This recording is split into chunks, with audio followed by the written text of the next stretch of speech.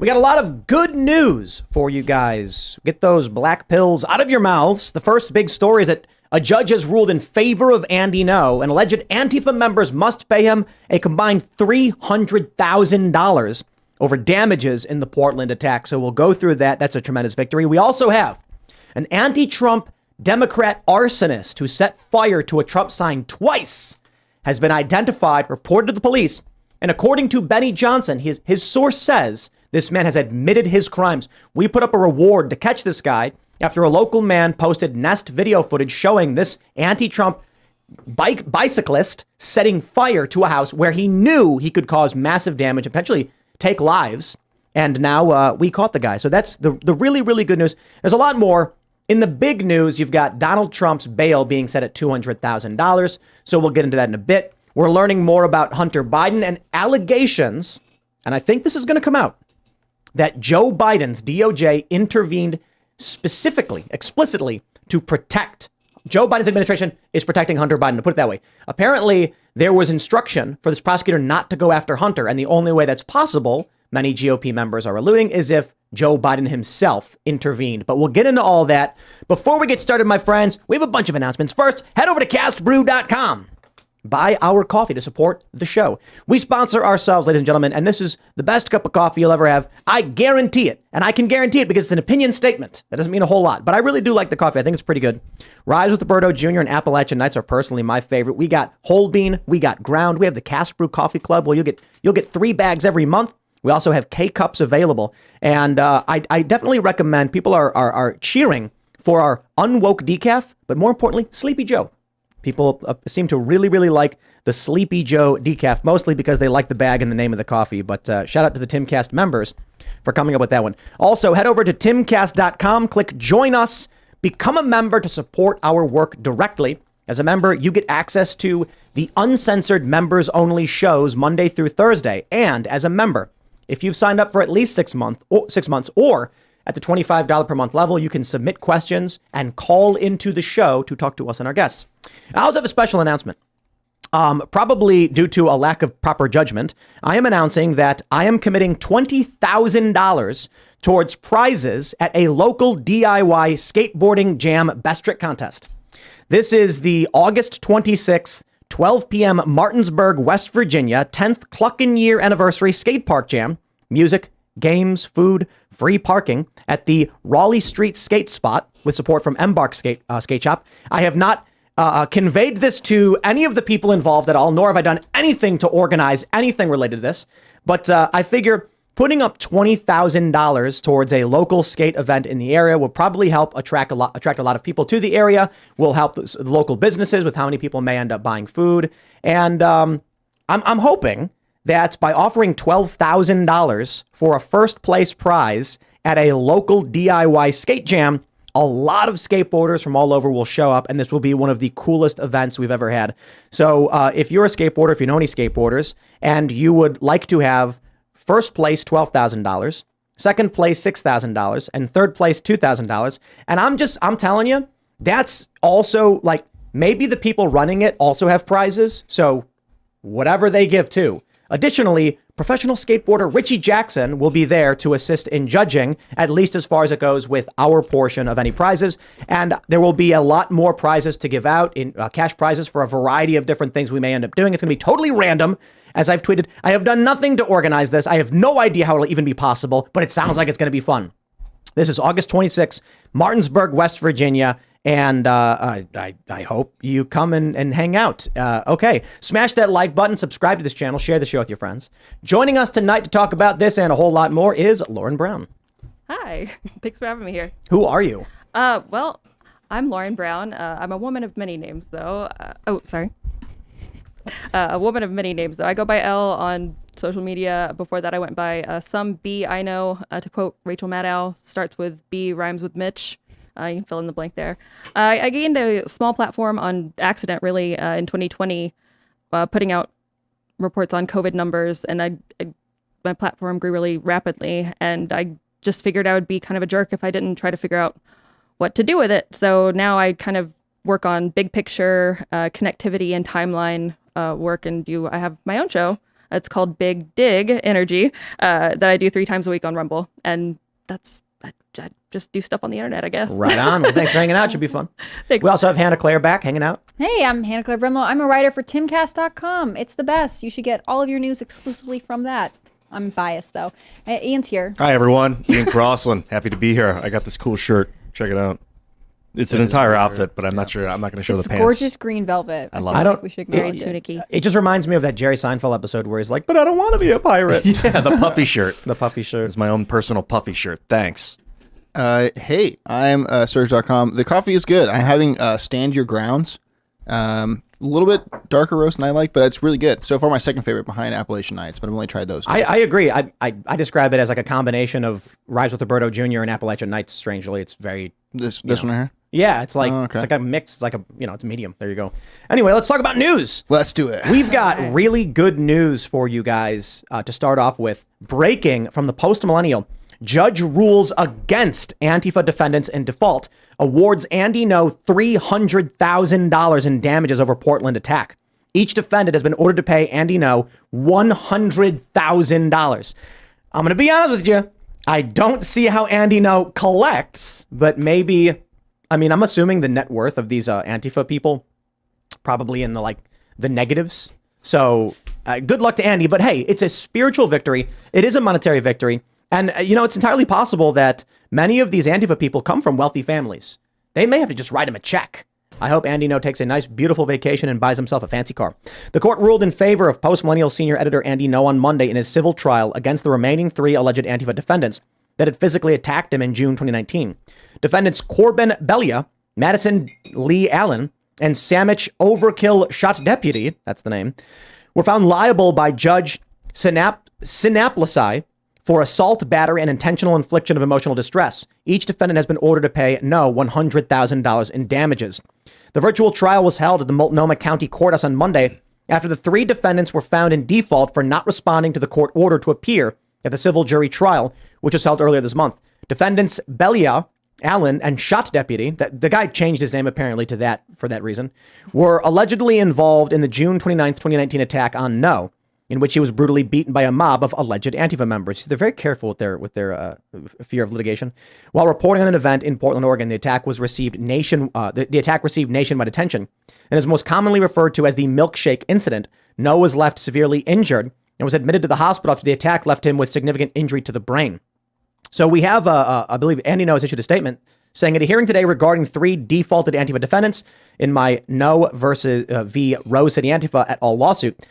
The court heard evidence about the brutal 2019 beating I suffered at a Rose City Antifa event where I was seriously injured. The court found that I was indeed battered and assaulted by Madison Denny Lee Allen, Catherine Corbin Belia, and Samich Overkill Shot Deputy, formerly Joseph Christian Evans. The court awarded me $300,000 to be split equally among these 3 attackers. So here's what I want to say as we jump into the conversation. The reason why these 3 individuals did not show up to court and were found in default, they were guilty. Discernibly guilty, visibly guilty, in my opinion. What I'm saying is there's video footage of the attack. And as Andy No tweeted, the judge found that they did commit battery and attack him. I think they knew. If they go in, they may even be arrested on criminal charges, but they actually, my understanding is they did show up to the trial to watch. After they defaulted, they then sat and watched the other people. The other people that were on trial were found not liable. And so this was pushed by the left as like, oh, Andy No loses, it's a failure, blah, blah, blah. But now we have the award to Andy No for $300,000. Now, I know a lot of people are saying, oh, there's crazy stuff going on. Someone super chatted already saying that some cop cars were set on fire in Asheville. We do have that story. And so everyone's very, very worried. But my friends, we start you off today with a white pill. Yo, Andy No won $300,000. So it's not a foregone conclusion. Anybody trying to tell you to give up, it's over, Trump can win, they're wrong. They're completely wrong. All of these never Trumpers who keep saying Trump can't win, they're wrong. I got the data to back that up, and we'll get into it. But for the time being, here you go, everybody. It's a good day, huh? Yeah, especially when it's a victory in basically what I would deem a hostile courtroom, right? This is in Portland. Hostile territory. Exactly. I think you're right. It's hard to see if they'll actually ever pay out. Maybe he has to get in line behind their student loan debt creditors, but there's a chance, and it doesn't matter either way because they ruled in his favor. It would be crazy to look at the videos of this attack. Didn't they mix like concrete with this milkshake? Yeah, the left claims they didn't. Oh, okay. But there are many reports that they did. Yeah. So it's a serious assault, and if any court had ruled any other way, we would really know that that whole city was a lost territory, in my opinion. I think it's a good sign in general, too, because he was working with a group, Center for American Liberty, that people are growing a backbone and actually getting, involved in litigation and taking things to the court system rather than just kind of grousing about it online. They did work with like Simon Atiba. I love him. And also have been, I don't know if it's the same organization, but launched a lawsuit against the Center for Countering Digital Hate because they keep targeting people on social media platforms. I think that generally speaking, aside from the stuff with Andy, it's just a good sign of things to come. Absolutely. Because people have to get involved and actually take things again. I had in. these lefties are really angry. They're mad that Andy No actually won. They tried making that claim, as I mentioned earlier, that because the judge ruled in favor of the other two Antifa, Andy No loses, ha ha ha. Yeah, but we knew, and we said this, the reason these guys skipped is likely because there's visible evidence of them committing this crime against Andy, and they're going to lose in court. So by not showing up, they lose anyway. They don't waste their time. Mm-hmm. Concerned for that judge and his safety, honestly. And I have to wonder, when it came to the first jury, the lawyer for Antifa actually said, I'm going to remember all of you, right? And they were concerned from the jury that they were going to be doxxed and threatened. So I'm assuming it's the judge ordered this, but look, the judge had no choice. I bet the judge was pissed off about it. A Portland judge, probably super far left, but has no choice. They're in default. There's video. They have no way to defend any of their actions. Andy No wins. Yeah. I mean, maybe that's good then, right? Like, of course, intimidating the jury is bad. Of course, we want the judge to be safe, but maybe it's a good sign that they were like, we're not even going to try and fight this because there's no way out of it, right? Like, there are times that people need to see that you can push back and they will cave. I think so often because Antifa gets off and sort of easy, police don't prosecute the same way they would other criminals. It's easy to think there's no getting around them. They just get treated differently. And it's good to see Andy No win this. I guess I'm wondering what y'all think's going to happen in the next year, right?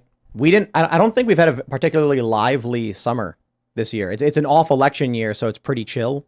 But what ends up happening, it's really funny. You get these election years where there's absolute bedlam and everyone's like, the apocalypse is happening. And then you get an off election year and everyone's like, maybe I overreact and everything's totally fine. Then you get another election year and it's worse than it was the previous year. So I'm wondering, what do you guys think? 2024, is it going to get nuts? I heard that people want to mask other people up again. So I think it's COVID. That is happening. It was this shutdown stuff that drove people insane out onto the streets and rioting and crap. So we didn't do it this year. We didn't have the riots. Let's not do it again next year.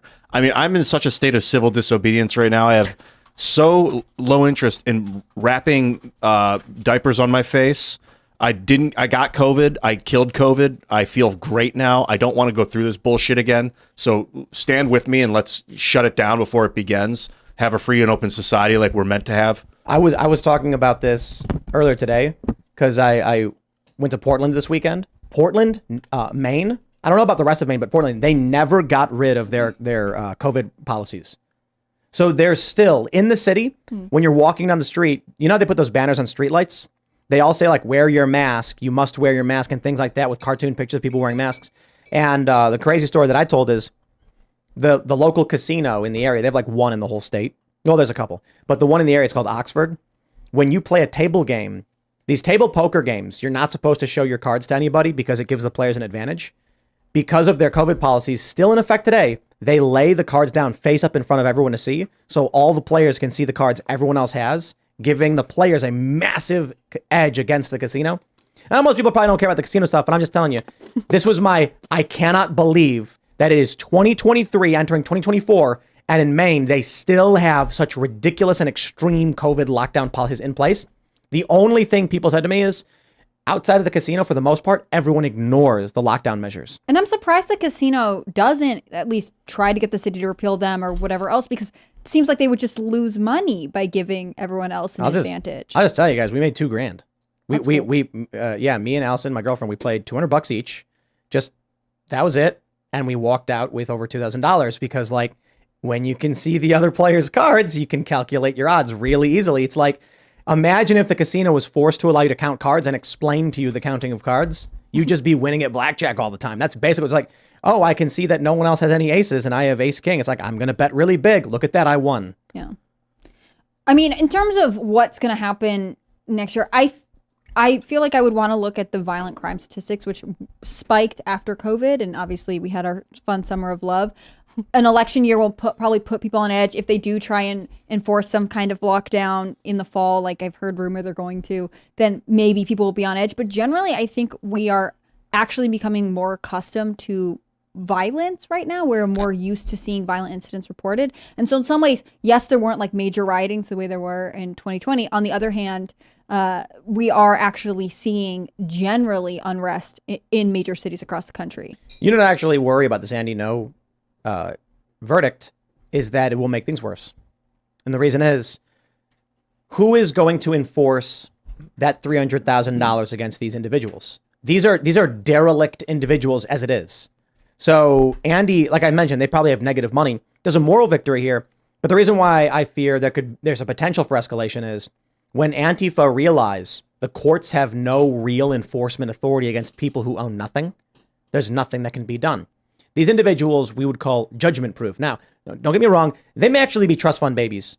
A lot of these far left extremists come from very wealthy families. So they may be going, Mom, I have to pay $100,000. And they're like, just take it out of one of the accounts. I don't care. Who cares? And then they write a check. If that's it, good. Andy No gets $300,000. I hope he buys himself a Tesla or something. But I think there's a strong possibility these individuals don't own anything. They have no money. Their net worth is probably in the range of like a couple $100s.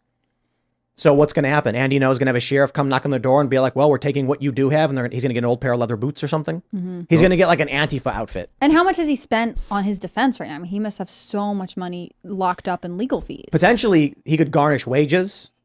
But do they have wages? Exactly. That's what I'm saying. And so other Antifa could be like, hey, look, nothing bad happened. They didn't go to jail. Mm-hmm. Even though the judge was like, yeah, they did it. Even if they got arrested, they'd just be set loose again. Yep. So. Is there, if you don't pay $100K, if they're just like, no, screw you, don't they get arrested and go to jail then? No, they do not. Just held for 30 days? We don't have debtors' prisons anymore. Nope.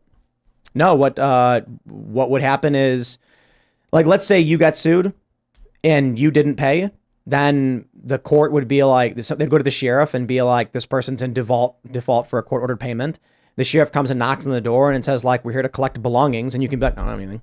So garnish wages in perpetuity until it's paid off. Garnish wages is a possibility, but that means these people are getting paid through an actual payroll company or something. That's what I'm saying. These people are like derelict extremists. They're going to get paid under the table. They're going to go to some ally in Portland and they're going to say, you got to pay me under. They're going to go to a proper business, even a McDonald's, and they'll go to the far left extremist person who works there and be like, just pay me under the table. And they'll be like, you got it. Maybe not a McDonald's, because there's a lot of red tape there. But there will be like a mom and pop cafe, and they'll be like, don't worry, we'll pay you cash and no one will know it's happening. Mm-hmm. And then Andy No can't get any of your money. You just have to find someone who's sympathetic to it and they'll be on board. Not hard to do in Portland. No. But we do have more good news, my friends. I have another big story for you guys that happened over the weekend. From the Post-Millennial, suspected Trump won flag arsonist identified using Strava after reward offered by Tim Pool, Benny Johnson, as well as John Kane, the man who posted the video in the first place. Now, I don't want to identify the individual just yet, the individual who's been named, but so I'm gonna not post anything from this just yet. But I will just say there is a viral video going around where a bicyclist rides up to a sign in someone's yard that says Trump won, starts kicking it, comes back later and sets it on fire. Comes back for a second time after it was rebuilt, sets it on fire again. In one of the videos, there's an American flag hanging above it. He tries pushing it out of the way, clearly expressing knowledge that he could be starting a major fire, and he didn't want to. He wanted to move the flag out of the way, but then it just falls right back and it shuts the fire anyway. He knew that this fire could have spread to the trees, burned down homes, potentially caused another major wildfire. But the good news is he's been identified, and so I had seen the video that said $1,000 reward for this. I offered $5,000. Benny Johnson quickly came out, offered another $5,000. And then a man in California identified the guy. Here's the crazy part. He was identified using his Strava bicycle, like GPS tracker. So basically, these like people who go for jogs and bike will get this app, I guess, and it will show publicly the route you take. Somebody found the guy. He's had a tattoo on his arm of like a teddy bear or something. And then they saw him in a news story, got his name, and then they looked up his Strava account because he's a bicyclist, and they found that he rode his bike in that area at the time of the arson. Ladies and gentlemen, we got him. Dude, it's amazing you had your Strava active while you were going to go commit a crime. Because I used Strava years ago, like probably 10 years ago, even less than that. And to have, it's very accurate as to where you were. To have that on just to get the claim for how many miles you did and while you're committing a crime in the middle of nowhere. Arson, Like, no less. I need my miles, though. Now this one got some lefties really, really mad at me. And I got some messages where they're like, why are you offering a reward for this? And I was like, the dude committed arson twice, man. The only way we de-escalate what's going on with all the extremism and the violence is if there is a neutral arbiter of the law that just says you cannot commit arson. The idea that there are lefties being like this man should not be criminally charged for this just shows kind of how far gone we are right now in our cultural divide. Yeah, that the guy didn't turn his Strava off indicates like where's the brain power right now about Zero. people just committing crimes and thinking they're not going to get caught or get in Or trouble they're for justified. Like maybe he was like, sign is ruining the neighborhood. It's they're wrong. they're insane. It doesn't make any sense. It's like a kid that has anger issues and gets thrown in juvie. Like sometimes you just got to face the music once to know what you're up against because the legal system does not give a fuck. And I think we should all be against arsonists. I know that's a strong stance to take, but I'm willing to say, like, if you're going to burn someone's private property down, I think that's bad. We should collectively agree. If he went back twice and he still had it going just to record the extra miles, to get the extra miles in his account, dude, that's amazing. I don't know hope if that he did, the but- threat of potentially burning down the house and the area around the fire adds extra charges to this guy. Oh, he's got to get like attempted murder. I mean, I don't see him doing it, but there's got to be some charges. So Benny Johnson tweeted that apparently this guy has already confessed to the police. They came by and said, did you do this? He said, yes. And, you know, to varying degrees, he may or may not have been crying when he confessed to having done it. I think this guy is so riddled with Trump derangement syndrome that his brain doesn't work. So when he rides his bike, a normal guy just rides the bike, you see a sign you don't like, you roll your eyes. Right. He loses it, completely loses it, and then commits arson on 2 different occasions. Did he know the guy whose house it was? Nope. Because that would make it premeditated. Nope. I can't imagine getting that mad over anything. To be quite Seriously. honest. Well, Like, maybe he I don't get rode that. past it every day for months. And it's he just stewing in lost there. It. Actually, is premeditated arson more of a crime than just on a whim? I mean, Because he went back the second time. We must ask a lawyer, but you're right. Going back the second time shows that he had He went there to light it on fire. He went back Yeah. a couple days later too. It's like he isn't that correct? Like he must have really went home and stewed on Yeah. it so much. He's like, I gotta go burn that thing down. Let me play the video for everybody. 'Cause Okay. I just want to. I don't look. Here's the thing. Innocent until proven guilty. So people are putting out his name and everything right now, which was the intention. My intention with the reward is what I said was information that leads to the arrest and conviction of this individual. I'm not going to be posting his name or anything like that. His name is on all the news articles, so it can be easily looked up. But I think the evidence is pretty damning, the identification that they have for him. But innocent until proven guilty. So here's the video. Here you can see on August 12th, he rides up, just starts kicking it. For being a bicyclist. No, but here's He the has crazy In thing. broad Weak daylight. legs. Look at but why is he kicking it? He's also trespassing. Yeah, absolutely. What does kicking the sign do other than he's just very, very angry? Well, That's he it. probably wants to break it, right? He wants it to be ripped. That way people can't read it as easily. But he didn't even He's get off his thinking- bike. He's thinking about lighting on fire He's right not now. as mad as he He's could thinking be. about it. It's his He's getaway. like, it's made of wood. I'm Well, it's gonna August get 12th, 7:14 a.m. Now When did he watch. come back? He comes back, I think, that night. 15. Oh, no, a day later. he stewed on Look at this. it. Look at this. 4:20 in the morning. So see how he tries to move the flag out of the way? He got on his He bike right knows early. he could start a major fire. And then it just falls right back. It didn't do anything. And he came prepared with a lighter. Like, Is that just Oh, like that's a, premeditated. it's like for a sure. Bic lighter. yeah, it's, Yep. it's not like a lighter that you use to like, I don't know, smoke or whatever. You use it to start like your campfire. grill, yeah. Your Wow. candles. This guy belongs in prison. I love for how he sure. runs away. He needs to learn man. why It you is. don't set Well, he things doesn't on want to get fire. burned, Serge. Of course he Right, ran yeah, away. it's such a huge. It's fire. It could have been It's a huge fire. It dangerous. really could. So but- he destroys it. But here's the thing. He comes back several days later To the scene of the crime. So John Kane, who owns it, fixes the sign. And here you can see, it says February 18th. John Kane issued a correction saying it's August 18th.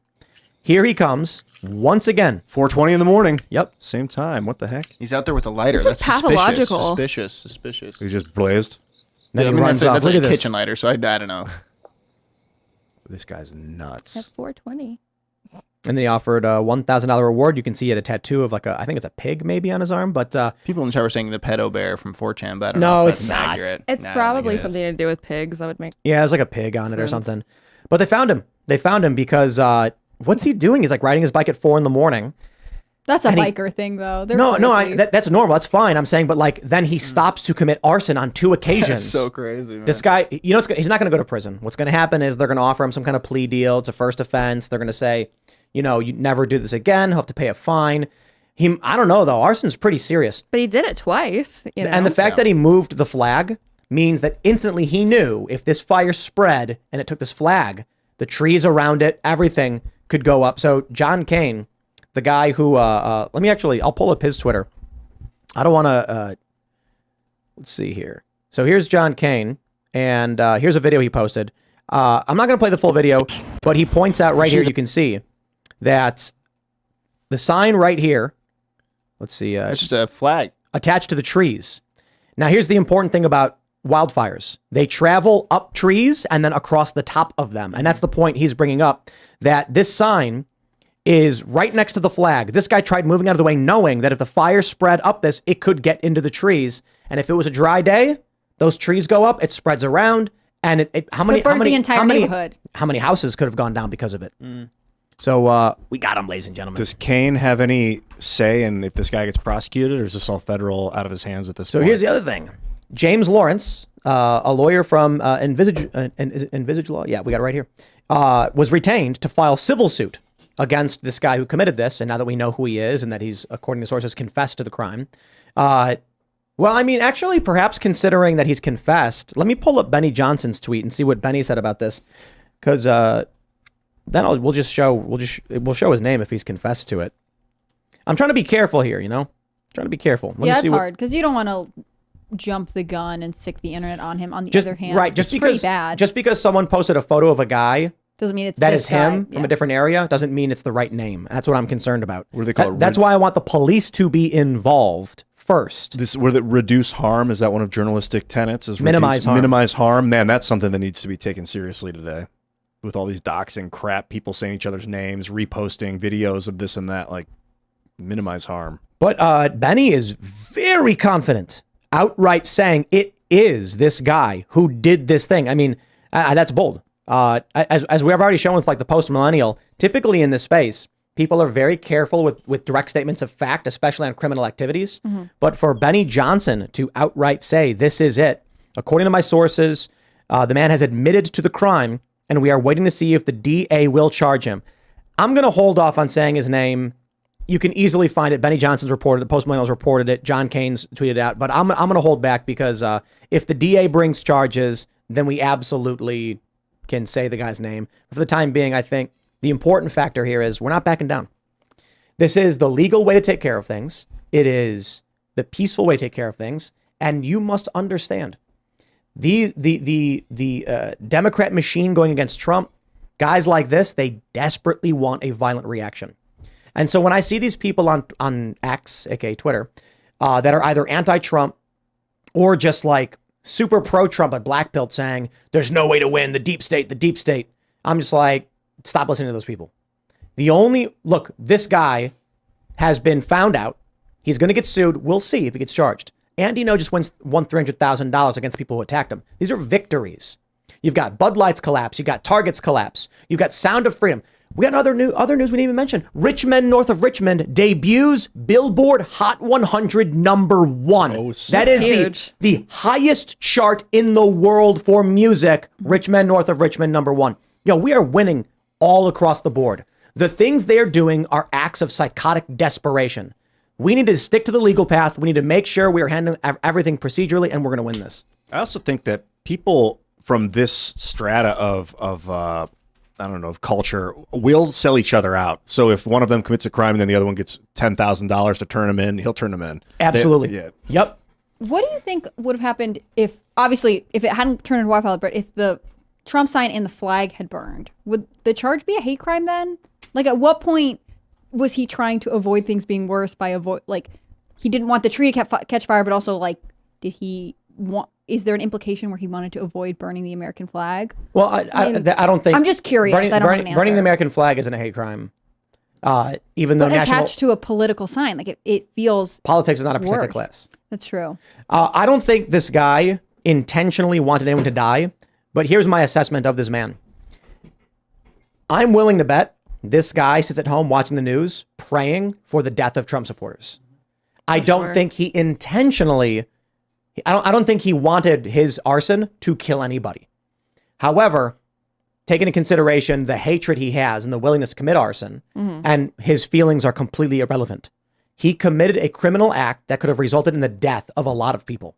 And that's what matters. It's so crazy how people can get so twisted from watching mainstream media news, from watching like too much MSNBC, too much Rachel Maddow, too much anything, probably too much Tucker Carlson, maybe could drive people insane too. But like the fear, the thought that like a guy can ruin it all. Like Hitler didn't do it alone. Hitler did it because he had thousands of people working together. I mean, to be honest, I can't speak for exactly, but it wasn't just like a guy can go ruin everything. This whole like fear of Donald Trump is the most, it just empowers the demon. I can't say, I wish that I could say this a little more articulately, but it really, really disappoints me and makes me nauseated to see how people become afraid of a single man. It's disgusting. And it neuters people's ability to create and to become powerful forces for themselves. I've seen it happen to my friends in LA. It's just so depressing. Yeah, but how could you not though, after like almost 8 years of being told, if this person takes office, everything comes crumbling to the ground. You know what I mean? Like the language that the media has surrounding Donald Trump is meant to inspire fear. And of course, this kind of deranged behavior is a result of years of cultivating anger and fear. For me, it was being alive during 9/11 and having the bullshit story fed to us and like, hey, we're going to go get Saddam Hussein now. And we're like, what in the hell does that have to do with Osama bin Laden? Like watching the wool pulled over my eyes, I was on guard for when the media comes out and says, and now this is the bad guy. We have a new bad guy. It's going to be this guy. And now this is a bad thing. Like I've already been through the crap. I'm not done. I'm done with it. But a lot of people, I guess, just maybe they're, I don't want to say stupid. I used to be one of these people. What changed? My parents didn't abandon me, but I used to be one of these people. I used to tweet. I didn't tweet. I was on Facebook, and I, making posts about how much I would call him our game show host president, and I was this person. But I was very unhappy with myself, and when I would look to basically any sort of I watched a lot of like John Oliver and like thought that being snarky and kind of sarcastic meant you were smart, which again, we've learned more since then. But when you would look at any sort of institution, any sort of media organization, and they would tell you, oh, this is the root of all your problems and you're already a pretty miserable person. It didn't take that long for that to stick. And I tend to think about this a lot because I am terrified that I was 100% caught up in that psychological hive mind. But it was my parents that kind of brought me back from the brink. My stepmom, she died earlier this year, but she used to just look at me and laugh when I would go on some tirade and be like, well, Lauren, why do you think that? And I didn't know. And I would get so mad at her. And she would just probably smile. Defensive. It's so defensive and so angry. And she would just be like, well, why do you think that? And I could not tell her. Yeah. And that was kind of what helped bring me out of it. But it's when they're just being told that that's the root of all your problems everywhere you look. And you're so upset and angry and miserable that that's easy to go along with. When they were asking you, why do you think that, when your stepmom asked you that, like, did you, like, one night you were just laying in bed, think, like, did it snap? And you were like, why do I think this? What happened? Well, I can tell you, actually. Again, it was my parents continuing to show up, but there was actually one of my, I guess people call it the red pill moment. It was Hurricane Maria that had kind of leveled Puerto Rico. And I'm sorry, I'm not smiling about that. I'm just thinking about my stepmom. But it had like really devastated Puerto Rico. And I had made a post on Facebook. Again, our game show host president is tweeting about pro sports players while Puerto Rico lies in tatters. You've been tweeting about like Colin Kaepernick.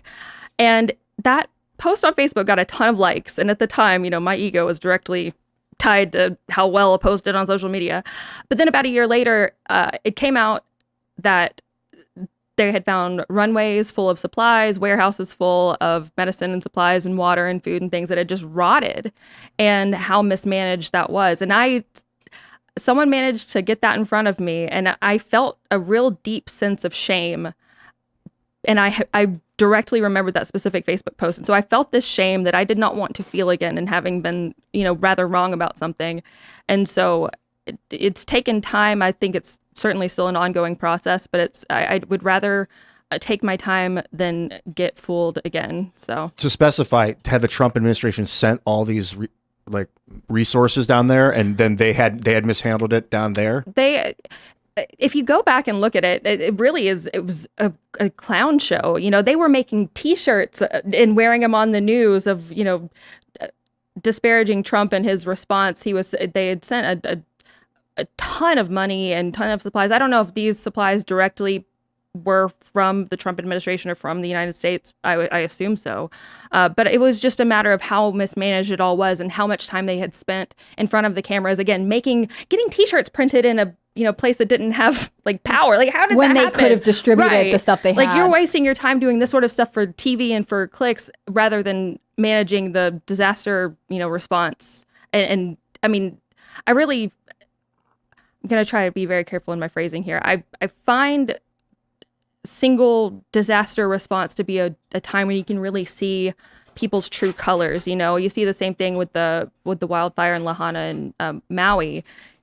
I'm sure I'm saying that wrong, but in Maui, because there's no one else to blame aside from FEMA response, local response, and everyone's kind of pointing the finger at each other.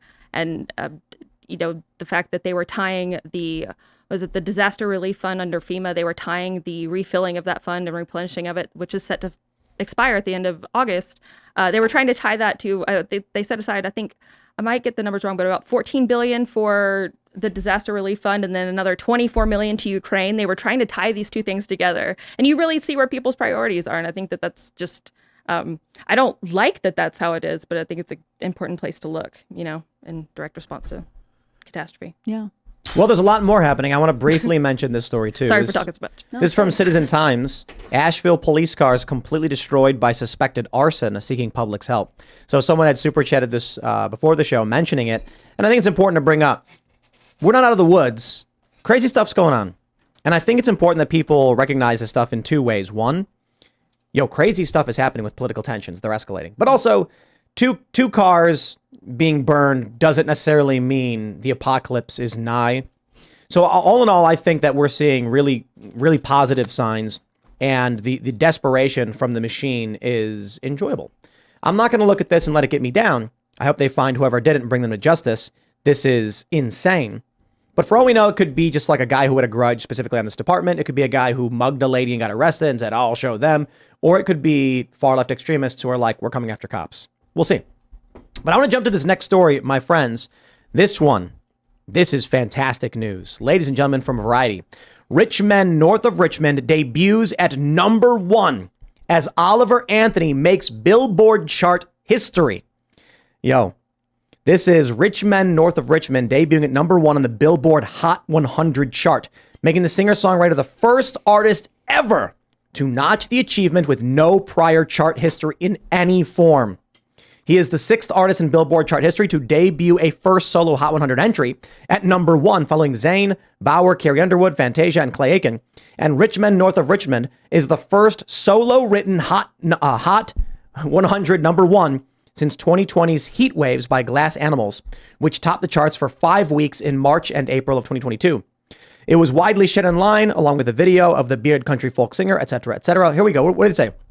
17.5 million streams and 147,000 downloads in the tracking week ending August 17th per Illuminate. A YouTube video of the song has 30 million views to date, which means he will likely be #1 next week as well. Here's what I got to say to y'all. Go to iTunes, buy the song, give him the $1. One purchase for $1 counts as 150 streams. If he gets, I think he needs 150 million streams, and it looks like he's already got 30 plus 147,000 downloads, so multiply that by 150. If he gets 1 million downloads, he will be platinum. Let's do what we can. I think rich men north of Richmond should be platinum. I'll tell you why. I'm not a country guy. Never been a big country guy. But anything that advances independent culture, challenging the corporate machine, pushing back on Hollywood and these sick record labels and the entertainment industry needs to succeed. And that's why, I mean, just seeing the success of this song, the failures of Bud Light, the failures of Target, the success of Sound of Freedom, ladies and gentlemen, this is changing the culture and winning the culture war. And they know it. That's why they're getting so desperate and angry. As they drown, they will start violently thrashing about. And you know what they say? When you're trying to rescue someone who's drowning, not that we should figuratively rescue companies that are failing, but if you try to rescue them, they'll drag you down with them. Yeah, that's rule number one. You got to be careful about the massive multinational corporations in the entertainment industry and their creepy predilections and the weird things they promote. As they lose power, they will become angry and violent and splash fervently in desperation. This means you're going to see more laws being lobbied to ban the things that we're doing. They're going to say, here's what they're going to do. They're going to say, well, we can't allow these songs to succeed because it's anti-union. Because it goes, where's the music union? You know, where's BMI or ASCAP or whatever? And they're going to claim that this is a threat because, you know, it's going to allow exploitation, blah, blah, blah, blah. They're losing. I'm having a good day. Yeah. I think it's cool. I like when things just organically happen. I'm not a particularly like musical person anyways, but so often I feel like the songs that are popular right now are just developed in the machine for the machine to benefit the machine. And it's cool to see someone else do something and it have such a big response. I have a confession to make. I've read the lyrics, but I've actually not listened to the song yet. But I tend to be a little bit apprehensive about stuff like that for exactly what you said, where I think it's probably some sort of, you know, setup or kind of trying to create the feeling of virality. And the fact that that's even a thing is honestly so weird, you know, that they'll try to come across as being organic, which I'm not saying that is. So I've honestly been a little bit apprehensive of it. I contrast this with Miley Cyrus's Flowers, which it was like a catchy, fun song, I guess, but it had no kind of substance to it. Oh, sure. And also they prepped its release by basically hinting and dropping notes in the tabloids like, she's got scandalous stuff in her personal life, you should listen to this song. And so it was big for a little while because the industry kind of, I don't know, had this gross reaction to like, she's had a troubled marriage and therefore here's this not so good pop song. Consume it. Right. And I'd rather have something like this that is about values, that's about something deep. Well, I mean, we can criticize WAP instead. We can criticize all kinds of things. Criticize anything you want to. Just because I don't like it doesn't mean that, you know, everyone can't listen to it anyways. I happen to like this type of music. I also happen to think this was kind of refreshing. I think people are sort of starved for a little bit more in their lyrics. I think that a lot of country music roots were absolutely kind of centered in that sort of theming too, you know, or however you say the word. But I will add this. I've explained this in the previous segments we talked about with Billboard, but we put out some music and the challenges we face, the music we make and independent artists are making, people who are outside the machine, is that a major label band releases a new album. That label will go to Pandora, Spotify, blah, blah, whatever. They'll say, even new bands, they'll say like, hey, we've got a new band coming out. We want their songs on this playlist. And what'll happen is the digital streaming playlist will be like, sounds good to us. Then some people are hanging out on a Friday night at their buddy's house. They order pizza and someone's like, I'm going to put on Pandora, and they choose rock and roll or rock or hard rock or indie rock. And then this new song starts playing. They didn't look for it. It's just on the streaming playlist. That band will get a lot of play and a lot of promotion. And if the song is good, then people will share it, they'll save it, they'll give it a thumbs up. It'll be played more. And then they crack the Billboard lists. For Oliver Anthony, he had absolutely none of that. It was pure organic support for his music and enjoyment of his music that resulted in him hitting this chart. So if there's one band that I actually really like one of the songs they put out, and it was the weirdest thing to see someone with less than 1,000 subscribers, no music presence whatsoever, get signed to a label, put out a song that I liked, but no one's ever heard of. The song failed, charted nowhere, but it was placed on all of these major radio stations and playlists. And I'm like, That's the machine. Yeah, someone's behind the screens. Oliver Anthony not only hit number one, but he did it in spite of the fact the industry desperately tries to keep people like him out. That's what John Rich was saying. If he was signed to a label, they'd never let this song on the air. No way, no way. That's how so many things people don't realize that a one hit wonder is because their music they kept putting out got put on the shelf and didn't go anywhere. That happens the same way. But this is just modern payola, and that's already illegal. It's just not. It wasn't caught. We haven't caught up to like streaming services yet. Oh, right. Yeah. So So payola is basically pay to play. yeah, it's illegal. That's right. It is illegal. When you had radios, you get a thing that's still called a mechanical, right? Meaning the rotation of a record. But yeah, it's illegal on everything else except for streaming services. But we'll get there hopefully. So there are people who want to go and say, like, go to a radio station and say, we'll give you X amount of dollars if you just put our song on. That's illegal. You can't do but that. now because they can buy the song and it counts for 150 streams, is that the problem? No. Yes, but it's not. It's not illegal on streaming services. right, It's not right, illegal, right. So that's why it's still illegal to have you have what it's called. Basically, a playlister, who's a person that works for Spotify in this case, and then they choose if your song makes these playlists. I'm sure if you use Spotify, you know what the playlist. If your song makes these playlists, they're like old radio DJs. They were the people who select the track to play the songs. It's the same thing as payola. It's just a modern day payola that we haven't caught up with the Basically, laws it's yet, like essentially. this. Oh. Yeah, You it's pay to play. You know that some celebrities are so big, their songs are going to get played no matter what. So let's say you're a major label, and you've got a new band coming out, and you want to make money. Like, hey, look, we spent $100,000 on this album. We need to make that money back. You can go to these platforms and just be like, hey, we would like here we are submitting this through the normal legal channels. Please add this to your digital streaming playlist in this genre. These companies know if they say no, then what happens is major label says, well, then I guess there's no real reason for us to keep insert major label artist playing on your platform.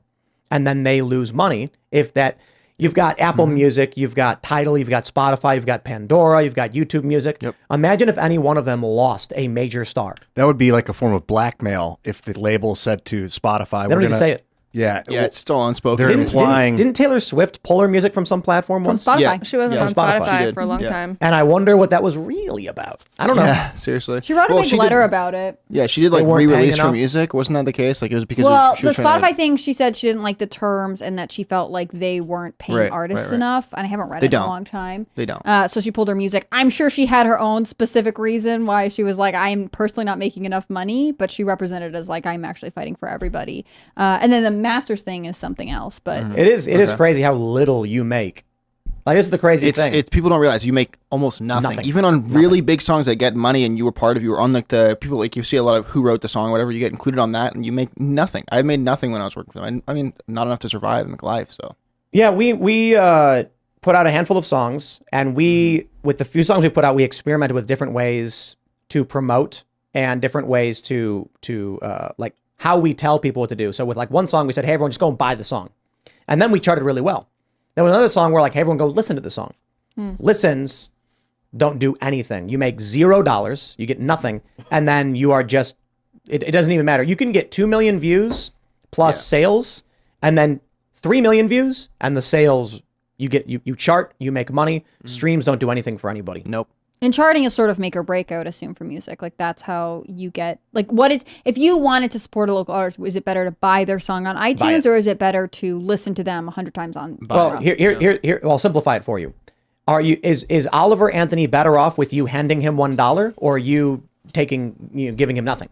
I mean, I would assume it's better to hand him $1, but I guess what I'm coming up to is it imperative that artists then go on tour? Like if you want to make it as a musician, Tours make what do you money. need to do? Like That's the for idea. Oliver Anthony, if he peaks at Billboard, #1, that's awesome. But then if he wants there's to nowhere else he can continue, go. but like he can't survive at #1. Like, is that going to make him a living? He's going to have to tour. Like, what are the next steps? Oh, for yeah, someone in his touring. position? Yeah, that's like the thing. If you make money, like the idea and the argument for streaming is that you don't make money on the stream. Streaming is essentially your advertising. Your like your merchant, or not really. You make money from merchandising, selling stuff, vinyls or clothing or whatever, and you make money from touring, which is going on tour and going to different states, and they make money on the tickets coming in. You don't really make money on the actual music. So If he wants to be, he's a millionaire overnight. yeah, definitely. Not because of any of these stupid deals. He shouldn't take them, but because I imagine all of these festivals are going to be like, we got to get this guy. Yeah, he's I got the bet. biggest song in the world, and right now he can charge whatever he wants because people want to see him perform, and he deserves it. This is agree. natural talent breaking through the machine. Yeah. I want you to imagine this. there is a bunch of angry suits waving woke signs, and this guy runs full speed with a sledgehammer, spins around, and throws it into a giant TV they're all watching. Yeah. It's a nice visual. That's kind of how I see it, right? You know. So more of this. This is like the music version of Sound of Freedom. We're breaking through the industry. People keep saying to play it in the comments. Well, but we can't. I'm not gonna. People should listen to his song. No, yeah, people should go to the actual You thing should and go to listen iTunes it. right now and buy the song. Yeah. 100%. Give the man $1. Yeah, if you like it and you support the music, go and buy it. If you've already heard it and you liked it and you didn't go and buy it, like, what are you doing? What do you guys think Come on. about now? Because the age of the recording artist making a bunch of money is kind of waning. You know, it used to be in the 1900s. It was like the only time in history that you'd be able to like spend 2 hours recording a song and then you could sell it for $100 million over the next seriously. 80 years. Yeah. And now you don't control distribution really anymore. It was a blip. So, like, is it smart to make your own music and just let people download it from your website, from you for 99 cents? All the money goes right to you. Screw iTunes, screw Amazon. That's what I like- would do. But then you That's what I wouldn't would do. chart. Yeah, well, no well, charts. necessarily. Fuck all But that. that's your all advertising. all the prestige crap. Just sell it directly to your people. That's what Yes, they do in but- punk rock and dance music. I would say yes, but obviously we want that. But for the time being, we want to take over the industry. I want when young people are looking up to a musician because they want to be number one. They don't see WAP. They see Rich Men North of Richmond. This is culture changing. This is going to be inspirational for the younger generations. This also, you've got young people who are skewing conservative, these young men. Sure, fine. They're going to go that direction no matter what. Now, all those grifters you don't like, this is how you force the grifters to get away from the weird garbage. Grifters are not good people. There are many of these people on the left. They accuse everyone on the right of being a grifter. The right has its grifters. Yeah. They say whatever they have to say because it'll get them clicks, even when they're contradicting themselves. One example is like, if I agree with someone on the left and say, hey, this person's right, they'll insult me anyway because the tribal position for clicks is you must hate Tim Pool. Mm-hmm. Those people will see this and think, am I on the wrong side of history? Uh-oh, I better agree with whatever they say so I can be on the right side of history. That's why the left chants that, or they scream that you're on the wrong side of history. They want you to believe that a time will come where you will be ostracized. But the reality is they will be ostracized. They're being ostracized and they're losing their minds over it. It's a good point, man. There's something about following a crowd. Like crowd's not always right, but when a large number of people enjoy something, you might want to ask yourself, is there something to that? For better or worse, you know, but I think that does wake a lot of people up. Jason Dixon said there are a bunch of fake copies on iTunes. So yes, make sure you go to iTunes and you find the actual song from Oliver Anthony. And I'm gonna say this. If he sells 1 million, come on, 1 million people have heard this song already. How do we get them to just buy it for $1? Because not only does that make our good friend Oliver Anthony over here a millionaire, not really. He'll probably end up getting, I think, like 690,000. Then taxes come in, he might make $500,000 off it. But Make him half a millionaire. it'll make the song platinum. Good start. Debut solo single writer platinum song. Yeah, Get that little platinum single he can hang up in his room. And then we can all talk about how we have decided to do these boycotts. Buying the products of who we like, boycotting the products of who we don't like, supporting those who are challenging the industry. And then also I just want to point out, like, think about the lyrics of this song. So actually, let me see if I have this one pulled up. Is it where is it at?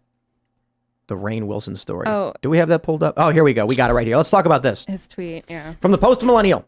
Multi-millionaire celebrity Rainn Wilson slammed for smearing Oliver Anthony over populist anthem. I don't know that he really smeared him, but boy, do I love this.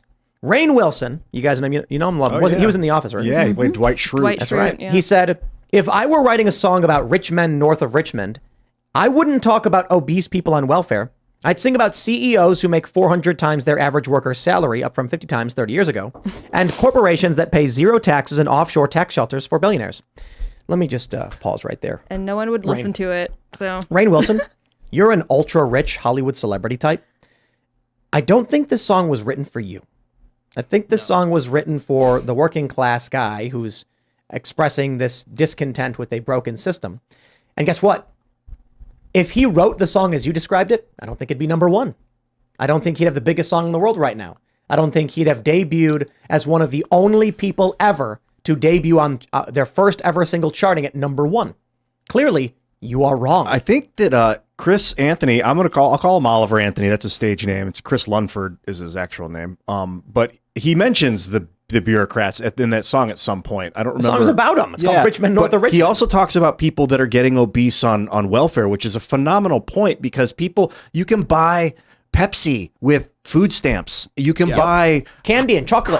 Crappy shit. Like, that's so bad for people. It is. So let me just point this out. When Oliver Anthony says, if you're 5'3" and 300 pounds, taxes shouldn't be buying your fudge rounds, Rainn Wilson doesn't get this. He is the fat, effeminate man with liberal sensibilities who's advocating for lazy individuals to leech off a system for which the working class work and pay for. Mm-hmm. And it is the overwhelming majority of them who do it. And when he says, yes, but if the billionaires paid their taxes, yes, well, if the billionaires paid their taxes, it would barely account for any of the tax base. Right. This is the lie that crackpots like Rainn Wilson and these other far-left extremists push to convince you to allow them to gut the system and steal from you. It's the billionaires who are at fault. Let's do the math. If you were to tax, I love this meme. If you taxed every billionaire at 100% and took all of their money, it would account for a very small percentage of the actual tax expenditures, and it would last you only a few months. Yeah. What really funds the system is that if you've got 300 million people and you take $1 from them every day, you get $300 million per day. Yeah. 3 million. So you're talking about a couple $1 billion per week, 2 point some odd. You're talking about billions per month. It doesn't matter how much in cash the billionaires actually have. Most of their billionaire assets are in hard assets. They can't actually liquefy, not easily. So, Oliver Anthony is correct. He's sitting there saying his paycheck is almost nothing. The dollar's worthless. And there's some 5'3", 300-pound person eating fudge rounds off of his hard work and labor. And then Rainn Wilson's like, well, why aren't you complaining about billionaires? Bro, Rainn, you are exactly what you describe. Yeah. It's the rich who are the problem. Yes, you. Ultra wealthy, fat liberals voting to gut the salaries and the payments of the working class to then promise to ignorant, lazy people that if they keep voting for you, you'll give them free stuff. Yeah. It's wild to see people like Hassan Piker talking about what he talks about. Yeah, see him say the stuff he says, and he's in a mansion in L.A. It's like, dude, come on. I think that Oliver Anthony makes a phenomenal point talking about these people that are sick on welfare. And maybe he's annoyed that he's paying for it, but also if we're going to fix society, it's going to be from the ground up. And if people at the ground are sick, then they're not going to be able to fix society. So it's a big problem. Eat healthy, get your mind right, get your family right, then get your society right. It's a system that perpetuates itself, though. Imagine being on welfare, again, eating food that makes you sick. You're then become dependent on the healthcare system. I mean, it's the whole, I don't know, it ripples out. So, and then when they want to give someone, I don't know how literal that is so much as seems to me like a metaphor. Again, I haven't listened to the song though. So. Oh, you haven't heard it yet? No, I mean, it's fine. It's short. It's like 3 minutes, two and a half minutes long, or 3 minutes long. I still think it's weird that he's like, if I were going to write a song, I would write it completely different. Then write the damn do song. it. Exactly. If I was going to be in a comedy, it would be way better than, I would have looked in a different direction than you looked, Rainn, in that one scene when you were talking to Jim. I would have looked to the left. And yeah, your posture was good, but it wasn't that good. I would have had a little bit better posture. I'm just kidding, man. Get out here. Help me make this movie, bro. And work it out with Tim, because I love you, Rainn. Come on. You're a spirit, man. Let's do this. I think a lot of people have affection for Rainn Wilson because he was sort of unusual. His character on The Office is such a big deal and so interesting. And then he himself has kind of an unusual life. But this, if I had written a song, I would have attacked someone else, and therefore yours is bad. Obviously, this song is popular and hitting a chord. And if you want to write a different song, great, do it. But don't tear down that the points that he's making out are resonating with people. In fact, humble yourself and take away that people are really feeling a connection to this. Maybe you are not aware of something that you should open your eyes to. I think he's playing at Blue Ridge Rock Festival. Oh, I think we went there last year. That's a great festival. That was one of the best I've ever been to. Yo, those stages are awesome. Slipknot, or not Slipknot, sorry, GWAR. GWAR played, Adelaide, Jack Black and Kyle Gass, Tenacious D, of course, Adelaide of Sway. They had us, got us backstage. They tweeted out special guest Oliver Anthony. Man, oh, that's gonna be lit. We should go. When he's gonna have when he plays, that's gonna have the biggest crowd. I hope they headline that because that'll be really good. Wow. Does he have a full band now? I guess he's got a how to whip the I band thought together. he put out a statement that was like, I am very excited about this. Thank you for your support. Also, I don't feel like I'm quite a good enough musician to like take on all of these things. Like there's an element that he is trying to like deliver at a maximum level to people who are supporting him, which I respect. Same thing with merchandise too. He put out a tweet that essentially said, I want to do things right. I don't want to just go to chop shop. So be patient. And he's working with like a small Yeah. family owned or like a local company. Yeah. Yeah, the I think that's music nice. will stay on the test of time, so there's no rush. Yeah, it's cool. Although the iron is You hot don't- right now, so it's good to hit it. You don't need to be the best musician ever. This is the biggest mistake I hear from young musicians that I've experienced in my life, and it actually translates to almost every industry. Yeah. So when I was younger, I played a show.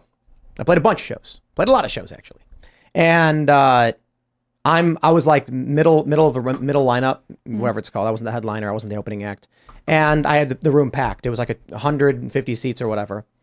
I ended up making a couple $100. I was super excited. I was like, wow. Most of the songs that I wrote were just like 4 chords, relatively basic, and then I would sing. The headlining performance was one of the most musically beautiful songs I've ever heard, and people left the room. Yeah, and the reason is, it's what we call music for musicians. Oliver Anthony wrote music for people, and people want to hear that music. And then you get these musical theorists who are like, here's how you write a good song, because they're trying to impress musicians. That's cool. No, by all means, like make the best music ever made. Arpeggiated guitar, like really cool stuff and really great lyrics that are really impactful. Or write a song for the masses that the regular people resonate with, that speaks to them, and you are exactly what a good musician is. I'll put it this way. The best ice cream in the world. What does that mean? Does it mean like you should consume it because it's good for you, or does it mean it tastes great?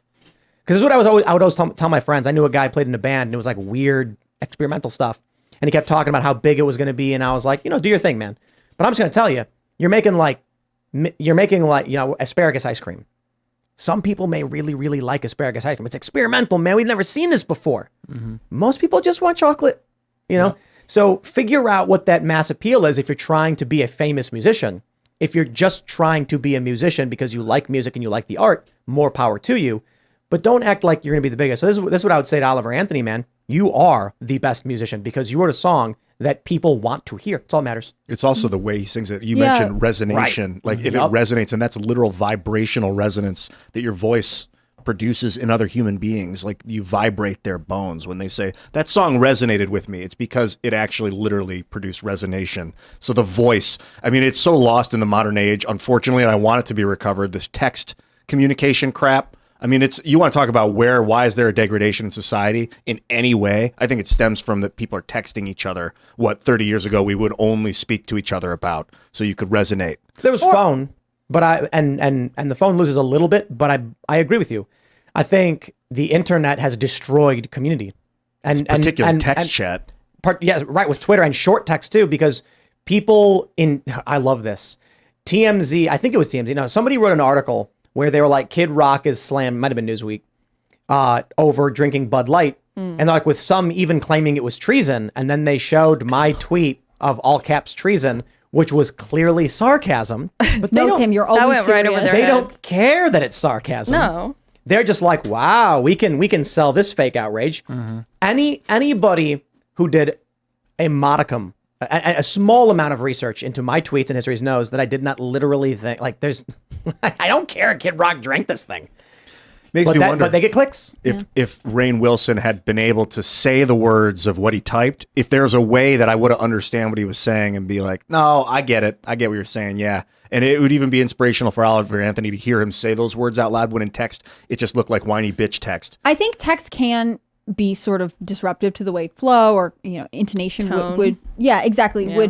would deliver a message. I will say, in defense of writing, there are times in our history where we've relied on like letters and written communication, and because you knew that you wouldn't get the speed that we now have, you put a lot more thought into it, right? Like think of like some of the best love letters written of all time, or poetry, or things that we did in the past. I mean, even like the Federalist Papers, right? People spent time thinking about what they were writing in a way that we don't do now because everything is so fast. Not that Twitter can't be incredibly effective for delivering messages, but it's just a different approach to something that we have become accustomed to. I was chatting with my girlfriend And there was a day that we were having just kind of a subtle argument or whatever, and we were texting.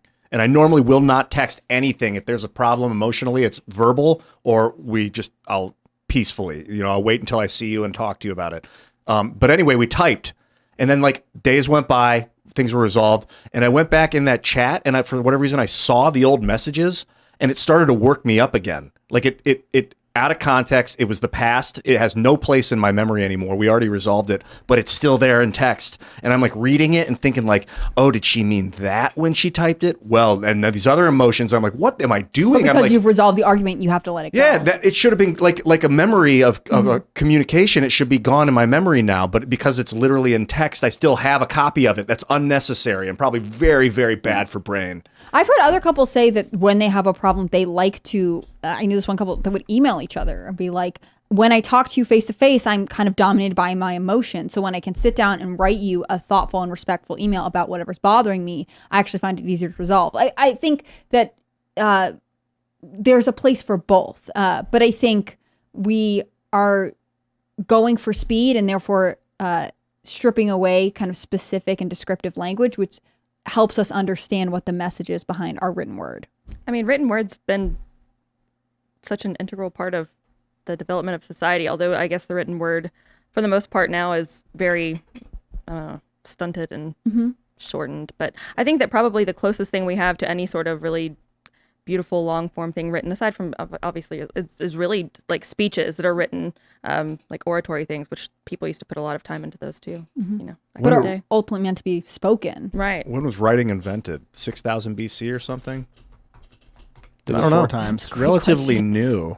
Writing? I think the timeline kind of continues to expand. They find some because a lot of the materials they used for writing were They destroyed disappear, over- yeah. And This says 4 different periods over 3400 BC, Mesopotamia. This happened again in Egypt in 3200, China in 1200. So only 3400 BC.